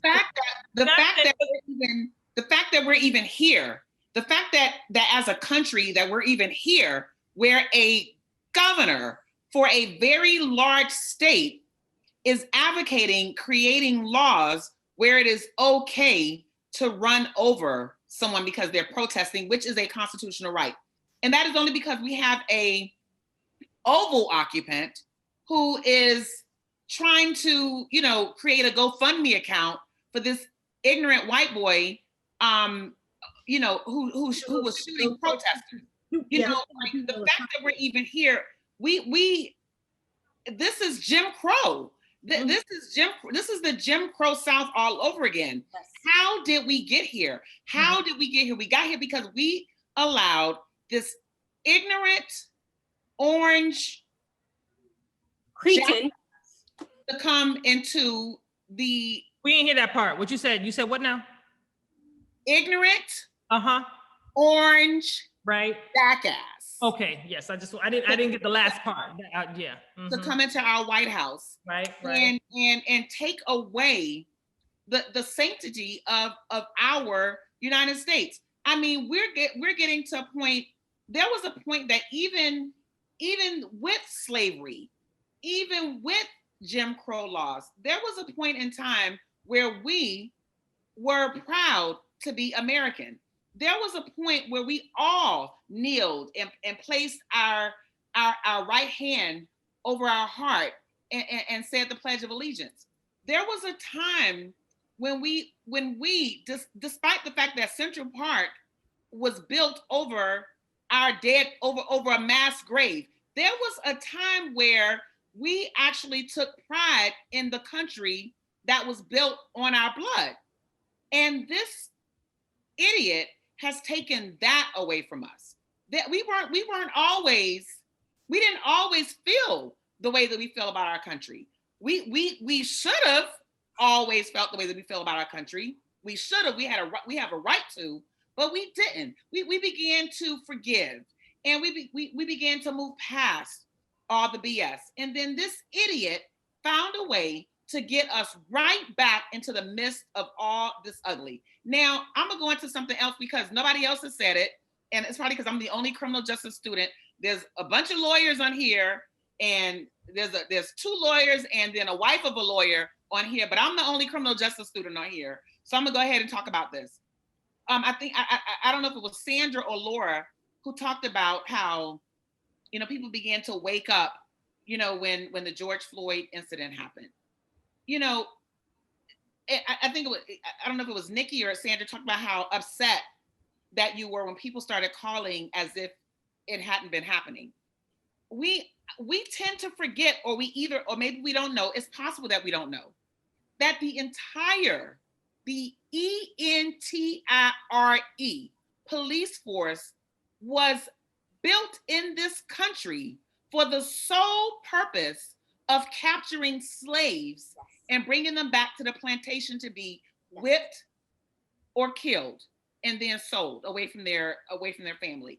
The entire police department in the United States of America was designed. It started off as a bunch of ignorant, fat white men, going out and looking for runaway slaves. The police have never been safe from the police. They were designed to kill us. That was their entire purpose. So the fact that it's now being televised, okay, great. Let's all be upset about it. But we have been living in fear of these idiots for over 400 years. They were created for this purpose. That was their purpose. Now they're thrown to protect and serve and all that other BS, but that's all BS. Because let me tell y'all something. Right now, in a trailer park in Davie, there's some white men that are bringing up their sons and daughters, to infiltrate the police department. They've been doing it because that was their original purpose. And then they had to clean them up, put them on uniforms, put protect and serve on the side, community policing, power to the people, whatever. The point is that it was originally designed for the same purpose. They are doing exactly what they were designed to do. I mean, and I'm gonna make one point and then Laura can talk. So in 1981, Miami had a riot. Remember, you were at McDuffie riots. You remember that? Right. The Muffy riots, right? And one of the things that came out of these police officers, they killed this dude, beat him up, literally beat him to death, and then said that he was in an accident, right? And there was none of the injuries was consistent with an accident. They literally beat him to death. So they tried to put him on trial, and then of course they're found not guilty, and then there was a riot, and it was a woo, right? And it came out that most of the members of the Miami-Dade Police Department at that time were also card-carrying members of the KKK, right? And this happened in 1981. That's not that long ago. You know what I'm saying? So some of them goes by the retired, but their kids are probably on the force or something like that. But this was in 1981 that they were card-carrying members of the KKK. So. Well, I mean, look what happened in Miami-Dade with Catherine Rundle, getting reelected despite the fact that these police allowed someone to be boiled to death in a fucking shower. Hello. And so you tell me, I'm like, why? I live in Miami. Oh, it's super diverse. No, the reason why she's still going to be state's attorney is because we're racist here. That's crazy. Melba Pearson should have been our DA. When your own Democratic Party says, step aside, white woman, step aside. And you don't belong here anymore. Right. And the thing is, I said, if you voted for Catherine Rundle Fernandez, I think that, I don't know, if you voted for her, you might be a racist. There's no might there. There's no might there. There's no might there. I didn't mean to cut. I want to say what her thing was, because she doesn't blame herself for not prosecuting those people where the guy got burnt in the shower. She said the medical examiner says that it wasn't the heat, it was skin slippage. Okay, that's her story. What skin slippage? That's her story, and she's sticking to it. Skin slippage. Right? Yeah. Just like with George Floyd, it wasn't the foot on the neck. It was the stopping of the heart. Fuck off. Skin slippage because he was in the water so long or whatever. So the skin slippage. It wasn't the hot water. But it's funny because when I went to law school, what I wanted to do was I wanted to be a public defender. That's why I went to law school. And it's kind of sad. I'm might get emotional because I left that dream behind. But I went to law school to be a public defender to fight against the death penalty because I knew the death penalty was racist. I knew that the death penalty was used in a designed to take over the role that the slavery and Jim Crow used to have. Right? It was the new Jim Crow, right? It was how do we the over policing, the criminalization, and then putting people on death row with eyewitness testimony, right? That is what, and it really is what I wanted to do with my life. And I ended up going to work for the San Francisco Public Defender's Office as a law student, and in the Santa Clara Public Defender's Office as a law student as well. And I worked on a death penalty case. But what made me step away from that, and I don't know why, I don't know how I feel about it now, because I was very young at the time. I was 25 years old, when I graduated, was I didn't want to be a cog in the wheel of the machinery of death. And where you put, you've got this very good public defender, crossing the T's and dotting the I's to sign the death warrant for somebody else to go. Now, interestingly enough, when I was in law school, Kamala Harris was the DA in San Francisco. And one of the things that I respect about her, and I know she's gotten a lot of pushback about her record, but one of the things that I remember distinctly about being proud of living in San Francisco was that we had a district attorney who was not going to pursue the death penalty. because she knew it was racist. Mhm. I'm not saying every decision she made was great. I'm not saying, looking at from a 2020 lens is different than a 2003, 2004, 2005 lens. But I'm going to say, like, that's something very, at the time, I know it was San Francisco, but at the time, there was, people were tough on crime, and there was no movement to abolish. I mean, the movement to abolish the death penalty has disappeared anyways, but. And I have to tell you, I was also a public defender, right? Okay. And so, but when I started law school, I was like, I'm not practicing criminal law and I'm not doing immigration, right? How funny is that? So I ended up practicing criminal law and I've been an immigration attorney for over 20 years, but okay. But I did work in the public defender's office and I lasted about 7 months and that was it, right? Wow.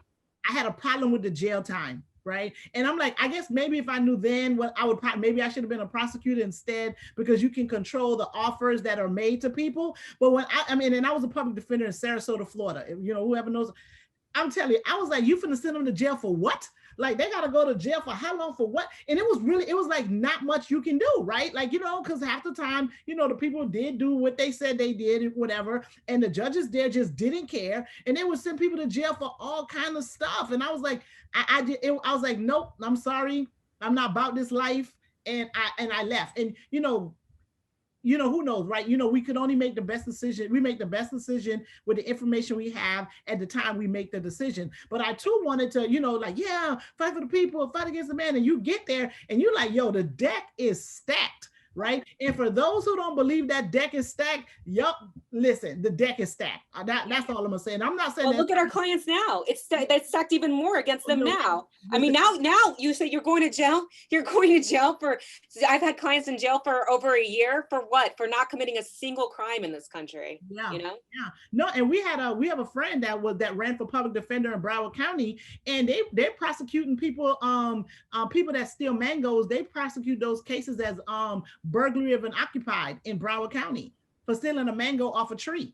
That's what they were doing in Broward County. So, the system is designed to keep people and people of color, especially at a certain level. I have Miss Susie's, who's one of our attendees on here. She made a comment and I want to read her comment real quick. Miss Susie is white, so I just want to put that out there, but she is a very good ally who is constantly supporting Black Lives Matter and supporting all issues, social issues and injustice, and we love her. So she made a comment. She said, there are white people who are also in distress about the way 45, I can't say his name, has divided this country, and have to admit that his being in office spurred me on to look for ways to get involved with Black Lives Matter to make changes. She says, I'm embarrassed that it took that to make the difference for me. And Carol responded to her and said that, don't be embarrassed because everybody has their aha moment. I thought that was sweet, Carol. Thank you.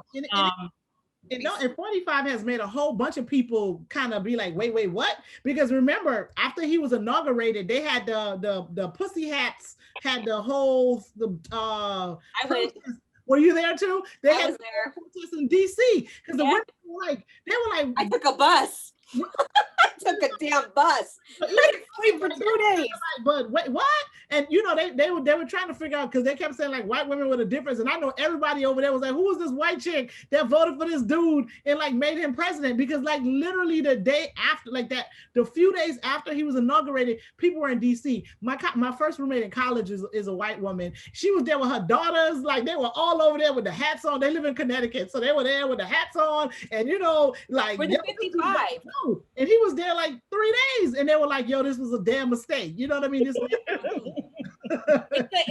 the 55, and there's the 45, right? The 45 that's like, come get your women. That's what Bill Burr's talking about. Those are the Gucci booted. Stepping over the fence of oppression. Exactly. But I have to say, it's just like when people, it's like Texas. I mean, people say, Texas is so conservative. It is, but it's like 55, 45. It's got a large conservative majority, but actually once you mobilize the voters, the urban areas are all very liberal. It's just we have so much rural, but the urban areas are educated. Urban ain't even urban. Yeah. Houston is the most diverse, one of the most diverse cities in the country. My university of Houston is, if not the most diverse, one of the most diverse universities in the country.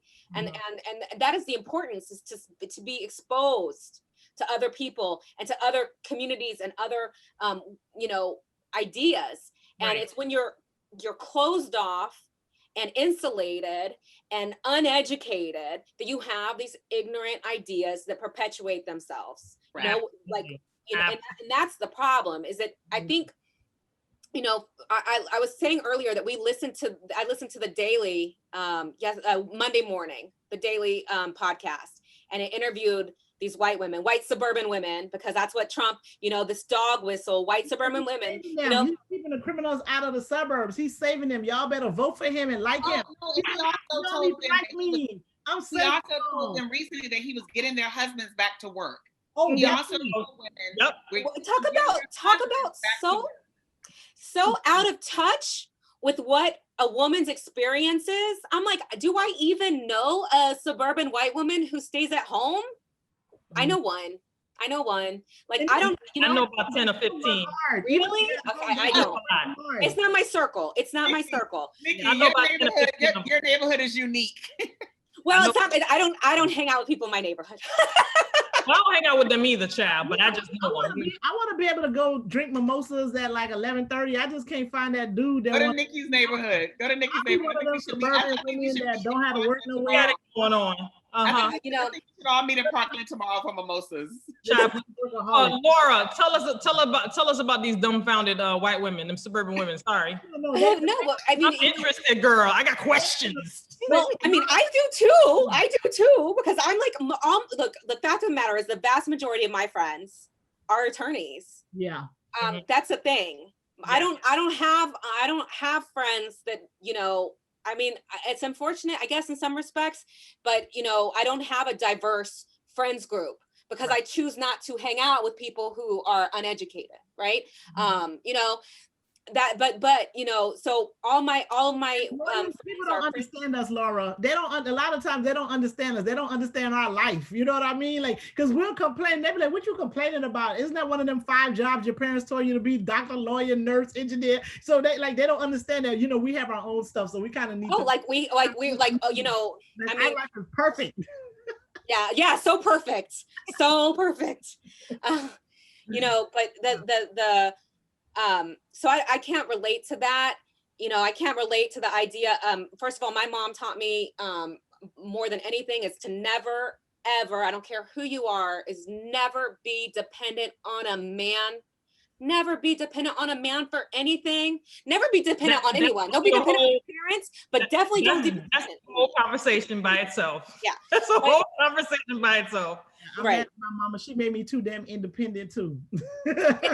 No, trust me, you wouldn't want it the other way. Because imagine if you were the suburban housewife that was too scared to go vote the way you wanted to because your husband is the person who is the leader of the household, like our new Supreme Court justice believes. I could be a suburban housewife now at my age, right? Because he can't tell me nothing. I'm like, bruh, you know, like I could do that at my age. I'm a suburban housewife. I'm a suburban housewife because I don't. But I'm one. Hard enough. I think I'm a suburban housewife, but I'm an anomaly. Go ahead, brother. Your husband trying to tell you what to do. No, he don't. Whatever. He ain't gonna tell me. Partnership. It's a partnership. Exactly. Right? You know what I'm saying? It's like it's a partnership. But when I went to college, I got my master's degree in conflict resolution. From where? From Nova University. I just wanted to hear you say it. So I got my degree, and then, you know, I came out, and you know, I was in a environment where there was a lot of conflict. And so I was like, all right, so now y'all want me to dust off my stuff and bring these conflict resolution skills or whatever. And so I'm saying this in a group of white women, and they were like, oh, you went to college? Yeah, bitch. Yeah, I went to college. Well, I was supposed to go to college. What, college is not for me? Oh no, we didn't mean it like that.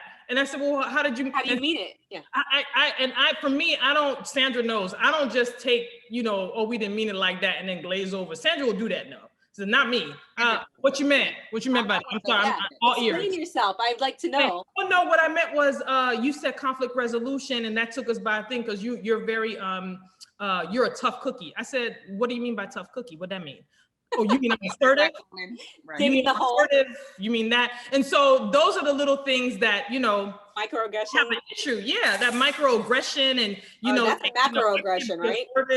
And if I'm too rough around the edges and whatever the case is, and then I talk with a lot of slang. So that, I guess that's so far from being going to college. It's like, you know, you shouldn't be even talking with slang. But child, please, okay? So I come in there, I use my skills, my conflict resolution skills, and all of a sudden, it's like the gates of heaven opened up and everybody's looking at me different.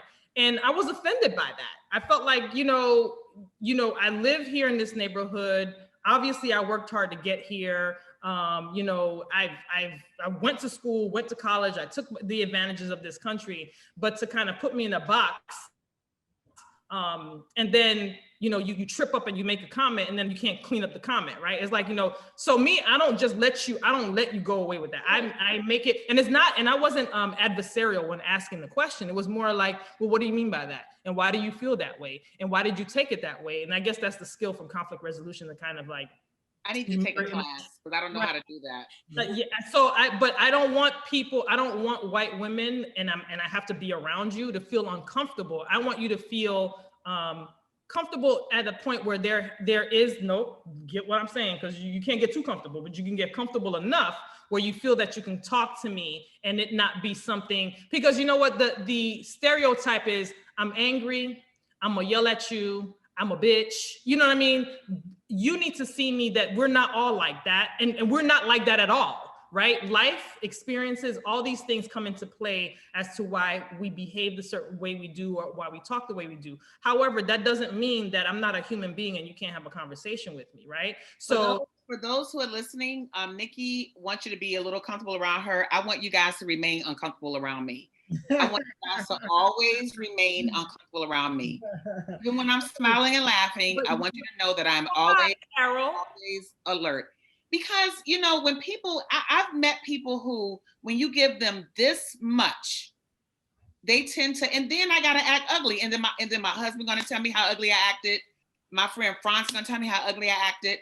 Because when you give them this much, they think, oh, I can just say whatever. No, you can never just say whatever to me. You can never just say, I've had too many people that I'm still friends with today that I've had to like walk back, like, wait a minute, we're friends, but you can't say. That's not ugly though. You just shut them down where you're supposed to shut them down. Cause I do that all the time. And I think it's the way I do it. Yeah. It's the way you do it. Well, I do it in such a way where I'm labeled as like rough around the edges, and I'm just blunt. And I call you a thug. Oh yeah, well, savage. I'm just blunt. I'm just blunt like that. You know, Laura was trying to tell us about this podcast because we heard. Oh, I'm sorry, Laura, girl. We got. No, I'm here for this. I'm here. You know, you on here with two Black women, Laura. You knew this could happen. Listen, you know what? I'm all about this because you know what? I honestly don't think I have to say this. Like, I know there's that stereotype of the angry Black woman, but you know, the truth is, like, you know, aren't we all angry? Don't we all act like this? Don't we all have these moments? And we all have it in us to be angry and be assertive. And like the fact that people want to tell us to quiet down or not express our emotions or not emote, I think is really another insidious way of keeping us demure and down. And you know, it's for me, I don't buy that. People tell me that I shouldn't cuss or I shouldn't talk this way. You know, I may have gotten myself into trouble recently that, you know, if you bring me on another episode, I will be happy to get into. But you know, I don't and I think, you know, this idea that women are supposed to be ladylike and just, you know, we only have to behave a certain way in order for people to hear us. Mm-hmm. You know, there's a time and place for everything. And there's a time and place for anger too. You know, there's a time and place for expressing yourself firmly and resolutely and not taking any bullshit, you know? And I think if you're going to label someone, oh, you're just angry, or you have an anger problem, or you're an angry woman or angry Black woman, whatever you want to say, you know, it's like, yeah, I'm fucking angry. Yes. Right? I'm fucking angry. Okay, Carol. I mean, Laura, you're going to have to be a regular child. You're going to have to be a regular. Laura, You don't have tell to be a me regular about girl. If you're not angry, you're not paying attention. No, there's a lot to be mad about. There's a lot for us. You to know be what? mad And this about. division in our country, it's bullshit. You know what though? But it's not a both sides thing. Yeah, we're angry, but it's not a both sides thing. I'm not divisive. I don't want division in my country. I want unity in my country. Right. You know what? But I want the people the 30% who think it's okay to be fucking racist, I want them to shut the fuck up. You know what? Mhm. That's it. Yep. And you know what? I'm okay with the 70%. Yeah. You know? And that's it. Like, I mean, is that a division? These people were always like that. They've been able to have a platform that they didn't have before. Yeah. But you know, it's not on both sides. It's not on both sides. Yeah, You know, I would never put my hands on another person ever, never. Right. But Right. you know, I will not stand for my country. Like you said, I agree with you completely, Carol. I consider myself a patriot. Mhm. This is my country. Mhm. I swore an oath to protect the Constitution. This means something to me. And it's always been imperfect, but I think we were always trying to get a more perfect. Always been imperfect, but it's never been an embarrassment. I am at the point where I would be afraid to travel to another country and people know that I'm American. It's going to take about 10 years, before it's going to take at least two presidential cycles. It's like, before I can feel, This is scary. This is scary. Like the times that we live, it's really scary, right? And I have to tell you, how we've been getting all these text messages from campaigns and all of that. I got a text message today. They're like, "Are you concerned about violence after the election?" Like it was something to that effect. I had to turn my phone off because my phone is connected to my laptops and they kept ringing. But I got a text message about like, "Are you concerned about some sort of civil unrest after the election?" Right? And then if you answer yes or no, and I answered yes, and they wanted me to do like answer some questions, but I was coming on here. Oh no, they were like, "What's the number 1 to 5 of you?" So that's what it was. It was a yes or no. There's like, "What's your number 1 to 5 that you're concerned about civil unrest?" And 5 meaning that you're really concerned. And I'm like, I am concerned. I'm just concerned about what's particularly. I'm not gonna say if he loses, he has to lose. Like that dude just needs to lose. Got to go, man. He got to go. There's no other option. There is no other option. We can figure it out. there's going to be civil unrest if he does not lose. Okay. That's where the civil unrest is going to happen.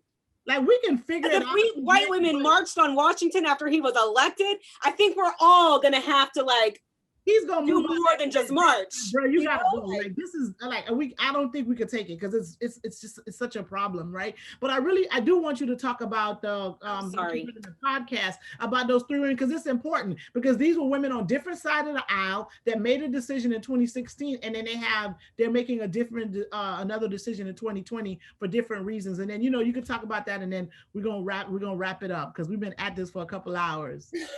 Go ahead.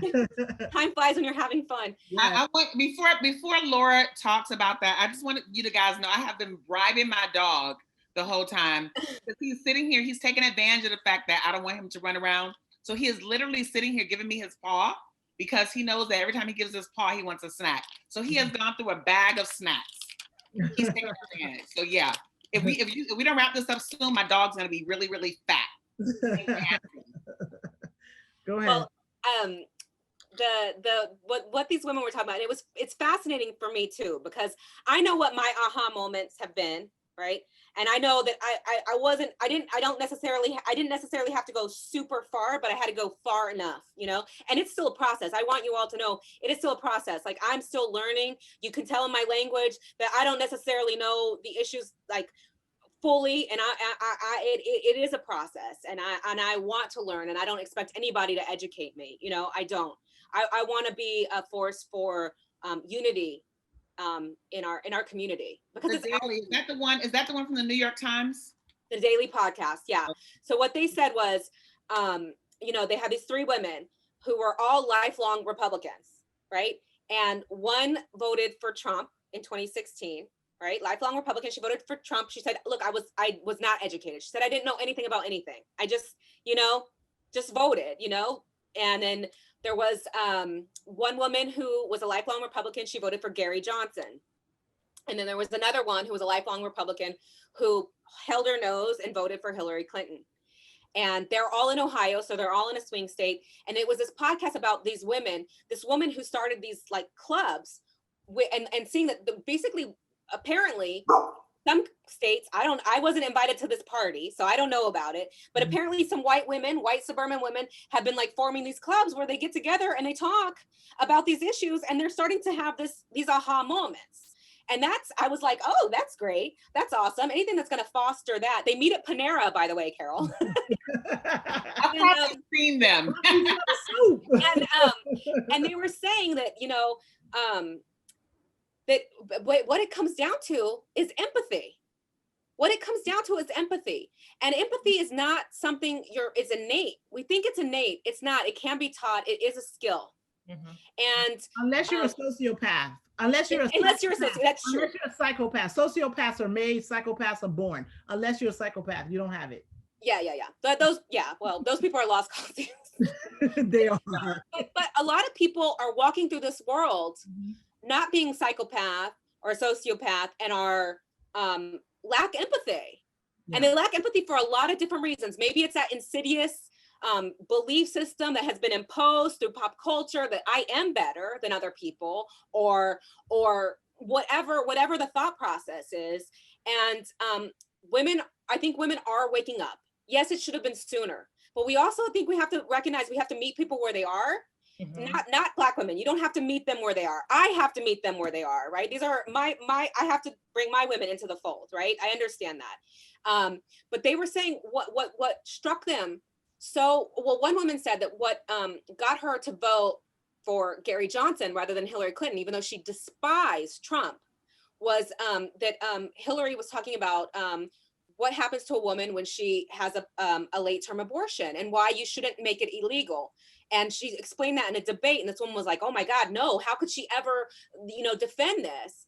And it was like, in the case of an illness or the woman's going to die, it's not just like willy-nilly, let's go have a late-term abortion. But she, at the time, she thought it was so awful to even consider that could be okay, that she was like, no, I'm voting for Gary Johnson. And so she said, what's happened over time is that she realized, she empathized with other women who didn't live her situation. That you can say, like, this is not my life. But can I have empathy for somebody whose experience is not like mine? Can I recognize that my experience is not everybody else's experience? And it changed her. And then they were talking also, for all these women, George Floyd was a major turning point when it came to racism.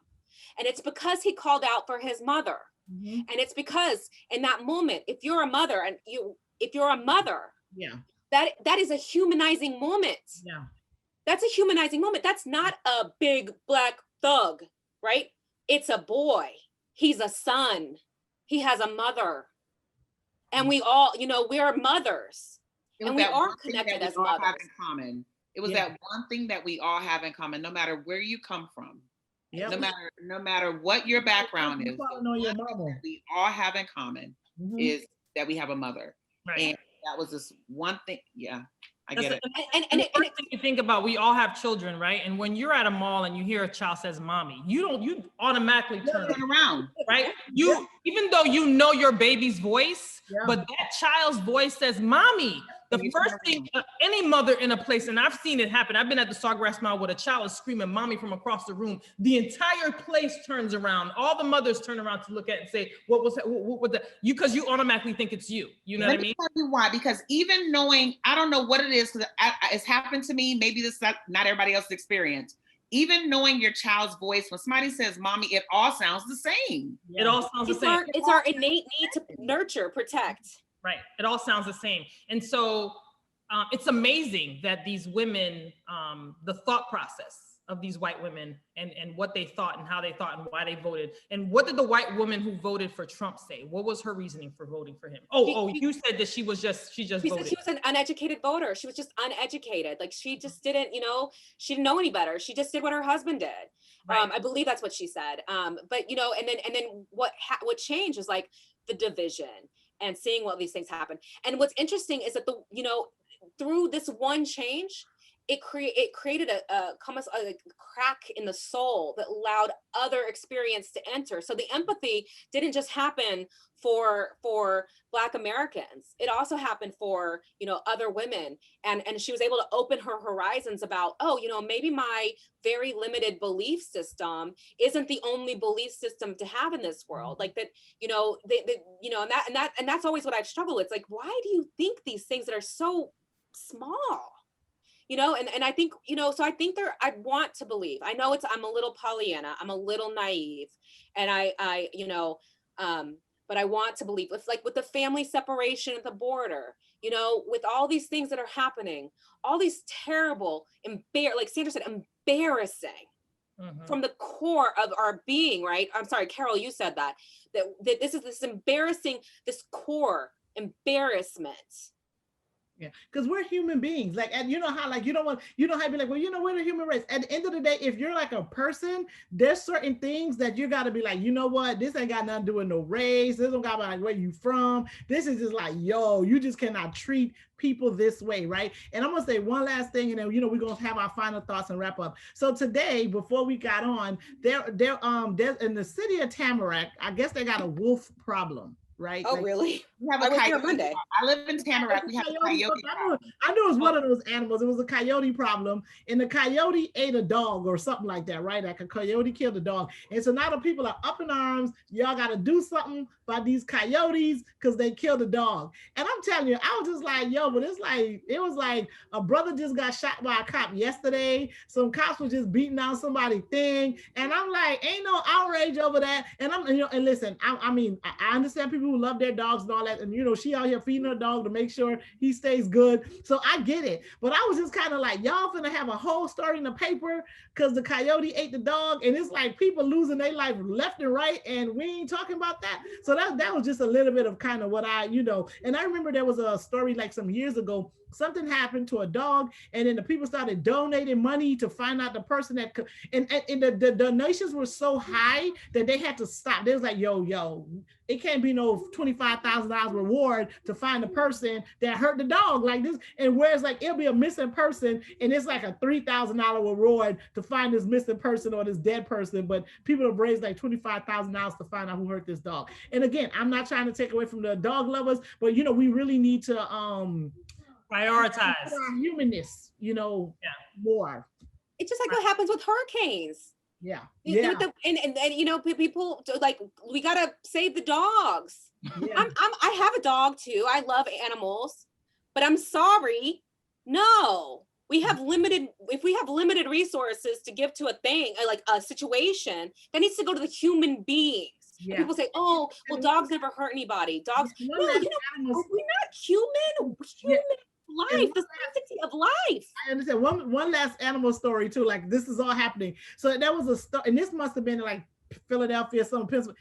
It was like a fire, and the cat got to the window, and the cat jumped out the window. It was probably 10 cops down there to like catch this cat, and there was a whole thing about, oh, the cat survived or something. And I'm like, we doing this? What we doing? Like for real? It's like some real. Again, I ain't mad at people that love animals, but we got a whole like people crisis going on right now, and we doing a story about some cat getting burnt. Like I don't know. Again, and so all the animal lovers are gonna be mad at me. I apologize, but I really. I got a dog. We good. I got a dog, and I got a pit bull. He can defend himself against a coyote. We good. We can have this conversation. All right. I have a Shih Tzu, so she cannot.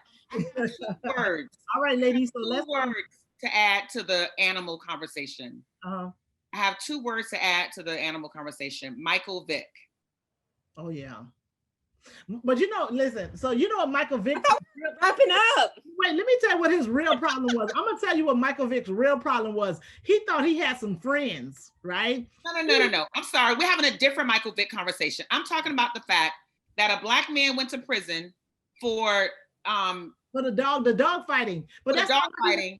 He went to prison because he thought he had friends. Because them guys knew they should have took that charge for him and let him continue to play football. And the ones that had nothing to do with jail. I know that were outraged about Michael Vick and the dogs, but are quiet. If Michael Vick had not done this and had Michael Vick been the dog and had gotten killed, they would have been quiet. No, So I'm telling you, Michael Vick's problem was that he thought he had some friends. One of them dudes should have took that charge. He shouldn't have went to prison for 2 years. Oh my gosh. Oh, for real. He thought he had some friends. Are you kidding me? Listen, we do criminal offense work. People go to jail for other folks all the time, especially for the one that got potential. That dude had $100 million contract. Why would he shouldn't have been going to jail? One of them other dudes who mama he was gonna take care of should have went and did that time so he could stand there and make that money and support all that. No, that was an option. I would have did that time for him. I ain't mad at you. You right. Thought he had some. I ain't mad at you. You right. Was. I ain't mad at you. You right. Was there an offer? Did he offer to pay somebody? Because I would have taken that. In the world, he got the most amount of time out of all 4 of those guys. He bought the house for them, helping them make money, and then he go to prison. Get the hell out of here. He thought he had friends, and he found out he didn't. Because ain't no way in the world that man should have went to prison for that. Doggone Skippy. I'm done. All right. I'm telling you, that was his comment. Friends. Laura said, I ain't got no comment. So listen, I have to say, you know what? This is like a live The View, right? Without the bullshit minutia that they be putting on TV, right? We just tell the truth on here. Laura, we really need to talk because I feel like this is something that we need to continue.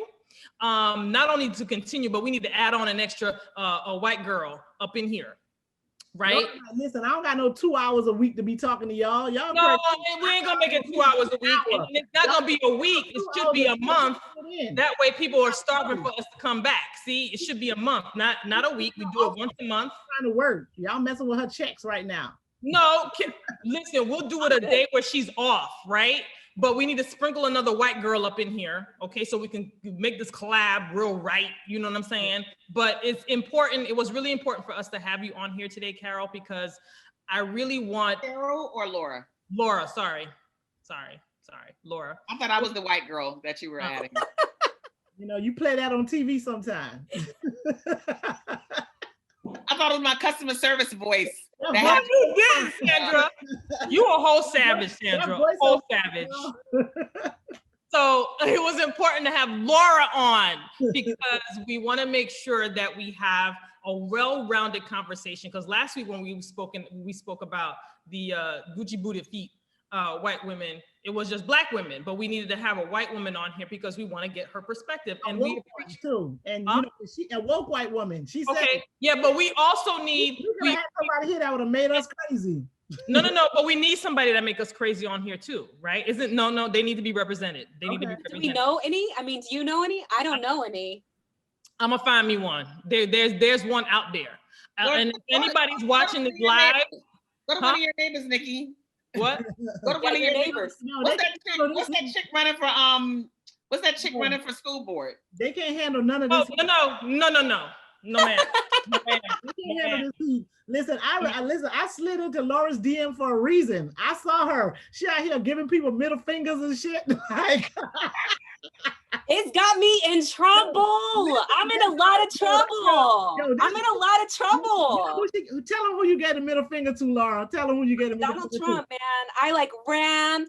I ran downstairs. I was in my office, and because he was at the Trump Doral. And I'm right on 41st, right next to it. And like, I missed Kamala. When Kamala came to Doral, I saw her motorcade, but I was so afraid I would miss her that I didn't want to go down the stairs. So I watched from my window and I was like, I see you. But I didn't. She was, the motorcade. So I gathered my employees. I made them come with me. And I was like, run. We ran downstairs. I tried to get my Biden flag because, I have a Biden flag on my car because we're not allowed to have flags on our property. I'm a lawyer, so I realized car flag. I love lawyers. They tried to get me on that too. They tried to get me on that, and I was like, no. I had a friend write a letter. Stop harassing Laura Kelley about her car flag. So anyways, that's how I'm a Karen, right? So then I tried to grab the flag. I didn't have time. I saw the limos coming, so I just went around, and just as Trump was passing by, and literally 3 feet away, I have the photo, 3 feet away, I was like, fuck you! He saw me. I'm sure he gets it all the time. But Laura, I was like, You are invited to the cookout, sis. Laura, You're not allowed to cook nothing, but you invited to the cookout. you don't like what is it? Potato salad with No, bread. no, ma'am. We don't want your potato salad. No. Good coleslaw, Nikki. White people make good coleslaw, Nikki. I don't want it. We don't do coleslaw. We don't do coleslaw. Don't put no raisins in it. We know. Laura, I demand a picture of. I need a copy of that picture. We need that. I don't have the flipping him off. I just have my assistant got a photo of him as he passed by, but I was like, you know. So who did you get into trouble with? Oh. That's for the next episode. Yeah. That's for the next episode. All right. So listen. So that's something else. So Laura, Sandra's gonna reach out to Laura so we can set this up. And Carol already knows she's on 2 hours. It will not be 2 hours. It will not be 2 hours. No. Sandra is on. I'm sorry. Carol is on board, and we just need to find one white woman who's gonna give us pushback. That's your job. I found a cool white woman. You find that other one. I guess. There's a couple in my arsenal. I'm gonna go see if I can reach out to those ladies or whatever. But it needs somebody. The ones that I know, they're not strong enough. They're too sensitive. I need somebody who's gonna be like, I need what's that girl's on The View? What's her name? That what you call it? McCain's daughter? I need somebody like her. Megan, is that her name? Yeah, Megan. I need somebody like her. So we need to shout out Stephanie Anderson, MSN candidate for City of Hollywood. Because hey, Stephanie. D2. She out here giving Mr. Hernandez, I think it's Peter Hernandez. She out there giving him pure problems. That man thought he was gonna get his job easy. But Stephanie Anderson, she's a candidate for city. Yeah, they're giving him hell and calling him out on Facebook every chance she get. Yes, Stephanie. That's right. Y'all voting, go vote. Go vote. Go vote. She the other Anderson. She the right Anderson. That's on that ballot. That's right. She the right Anderson. And we need to flip these seats. Tell us the seats that we need to flip. Oh, yeah. Like I gave the shout out. It's an AdBlue link on the Democratic Women's Club of Greater Broward C. So, but we gotta keep Cindy Polo, House District 103. We gotta vote for Maureen Porras, House District 105. That's my person too. JP Bottle, I think he's 114. Annette Colasso, 110. House District 110. You know, Javier Fernandez, Senate seat. There's a segment out of Tampa that we need to keep. Just vote blue. We gotta keep all these things. Well, yeah, all the ones now are good, no matter who now. In August there was no matter who, but now that's right. Vote blue no matter who now, because we have all our candidates are very great candidates that are running, right? And she's Stephanie was like, vote no to all of the judges. I'm not gonna say that if you're in Dade County, because Eric William Hendon is a very good judge, and I want y'all to vote yes for him. But he don't want me to say that because it's non-party affiliation. I'm just letting y'all know. He's in Miami. He's in 3rd DCA. He's on the 3rd DCA. So all right. So listen, I have to say this was a very spirited conversation, and I love you, Laura, honey. Girl, you are all right with me. Okay, you are all right with me. I'm so honored to be here. Honestly, it's an honor, and I'm so grateful to be part of the conversation. And I felt like I could be vulnerable. So I appreciate that. And, I appreciate you ladies and everything that you're doing. And, thank you. Thank you. And I hope you really consider taking us up on our offer to do this at least once a month after the election. An hour, not 2. Oh my God, Sandra. It's hard to say. I talk. I just love to talk. If you haven't noticed, I'm a talker. You know my daughter, she done been in here like 5 times, like asking me what's going on. Like, you still in front of the computer. We're gonna pick a day where it's not a time, and then we're gonna pick a day where it's okay if the kids pop in. We're gonna have drinks. Like it's right now we're in the election mode, right? We're in campaign. So our next one is actually the day after the election. I hope we're all happy on November 4th. If we're not, we still need to talk about it. I hope we have. If we're not, we need to be like, we definitely need activating ourselves. Maybe we should talk about this here. Like conversations. I'm getting on that. Well, we're gonna hope for the best for the next one afterwards. But I want to continue our conversation, especially white women and Black women and the races, because it's very, very important. Race is always going to be the brunt of our bane of our existence, excuse me. And we just need to make sure that we talk about it. And this is a safe space. And I really appreciate Laura and Sandra. That was a great pick, girl. I don't know how I'm gonna beat you and get in the other pushback, lady, but I got to give you your props. You picked the right person. And Carol, I love every commentary, because you always make us talk about the things we may not want to talk about, and that's important. And Laura, just you like a kindred spirit, because you allowed me to really curse like how I cursed with Sandra on the phone. It took me like I was like, a little while, but because remember the first episode we did, I was like, my goal is to make it through this without using a bad word. Like that literally was my goal, was to get through it. And then law was with the after and the okay, but bitch and shit and fuck that. No, I was like, yes, hallelujah. Laura thinks I should be an attorney 24/7. Fuck that. Carol's the only one that hasn't been using profanity, but that's okay. We'll get her. I do want people to know that I am the good girl in this group. I really want that acknowledged. So thank you for acknowledging that. I do. All right, so listen, we're wrapping up our conversation. This was our second day for our special edition. Our wonderful special guest, Laura Kelley, came on here, was vulnerable, upfront, honest. And this is the type of conversations we want to have with our white sisters. And we want to continue on this conversation, and we want to bring extra white women into the fold, because we have a special thing, and that's sisterhood. And that, I believe, sisterhood can transcend race. And I believe that we can be a force to be reckoned with if we make the effort. And Laura did make the effort by coming on here and talking to us and letting us know her perspective, which was very enlightening. And I really appreciated it. It opened my eyes to a couple of things. And I hope that you got some stuff from us too. Not that it was adversarial, but more so you see our heart, you know where we are, you understand what our apprehensions are and what our, what we're offended by.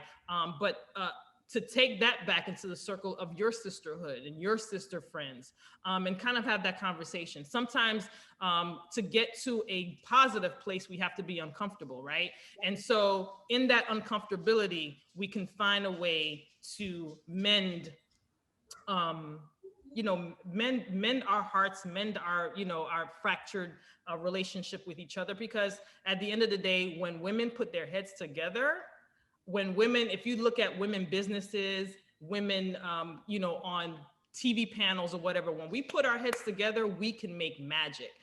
But I just want us to be in a place where we make magic together. So I'm really excited about this conversation, and I'm hoping that in the future we can continue this on and build on it. I want to thank Sandra Sheffer for putting this all together, getting us all right.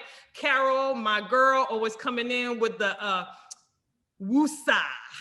Right? And Laura, we are excited to continue this great relationship, especially with the Legal Minds, because I know after the elections, we will be needing you both, especially now with the immigration the way that it is, how it's going to change the amount of money they've been charging people to do immigration now. Like, I don't even know, like, that's just like, we're going to have to talk about that. There's so much damage that we have to undo. There's so much damage that happened that there's a lot for attorneys to undo.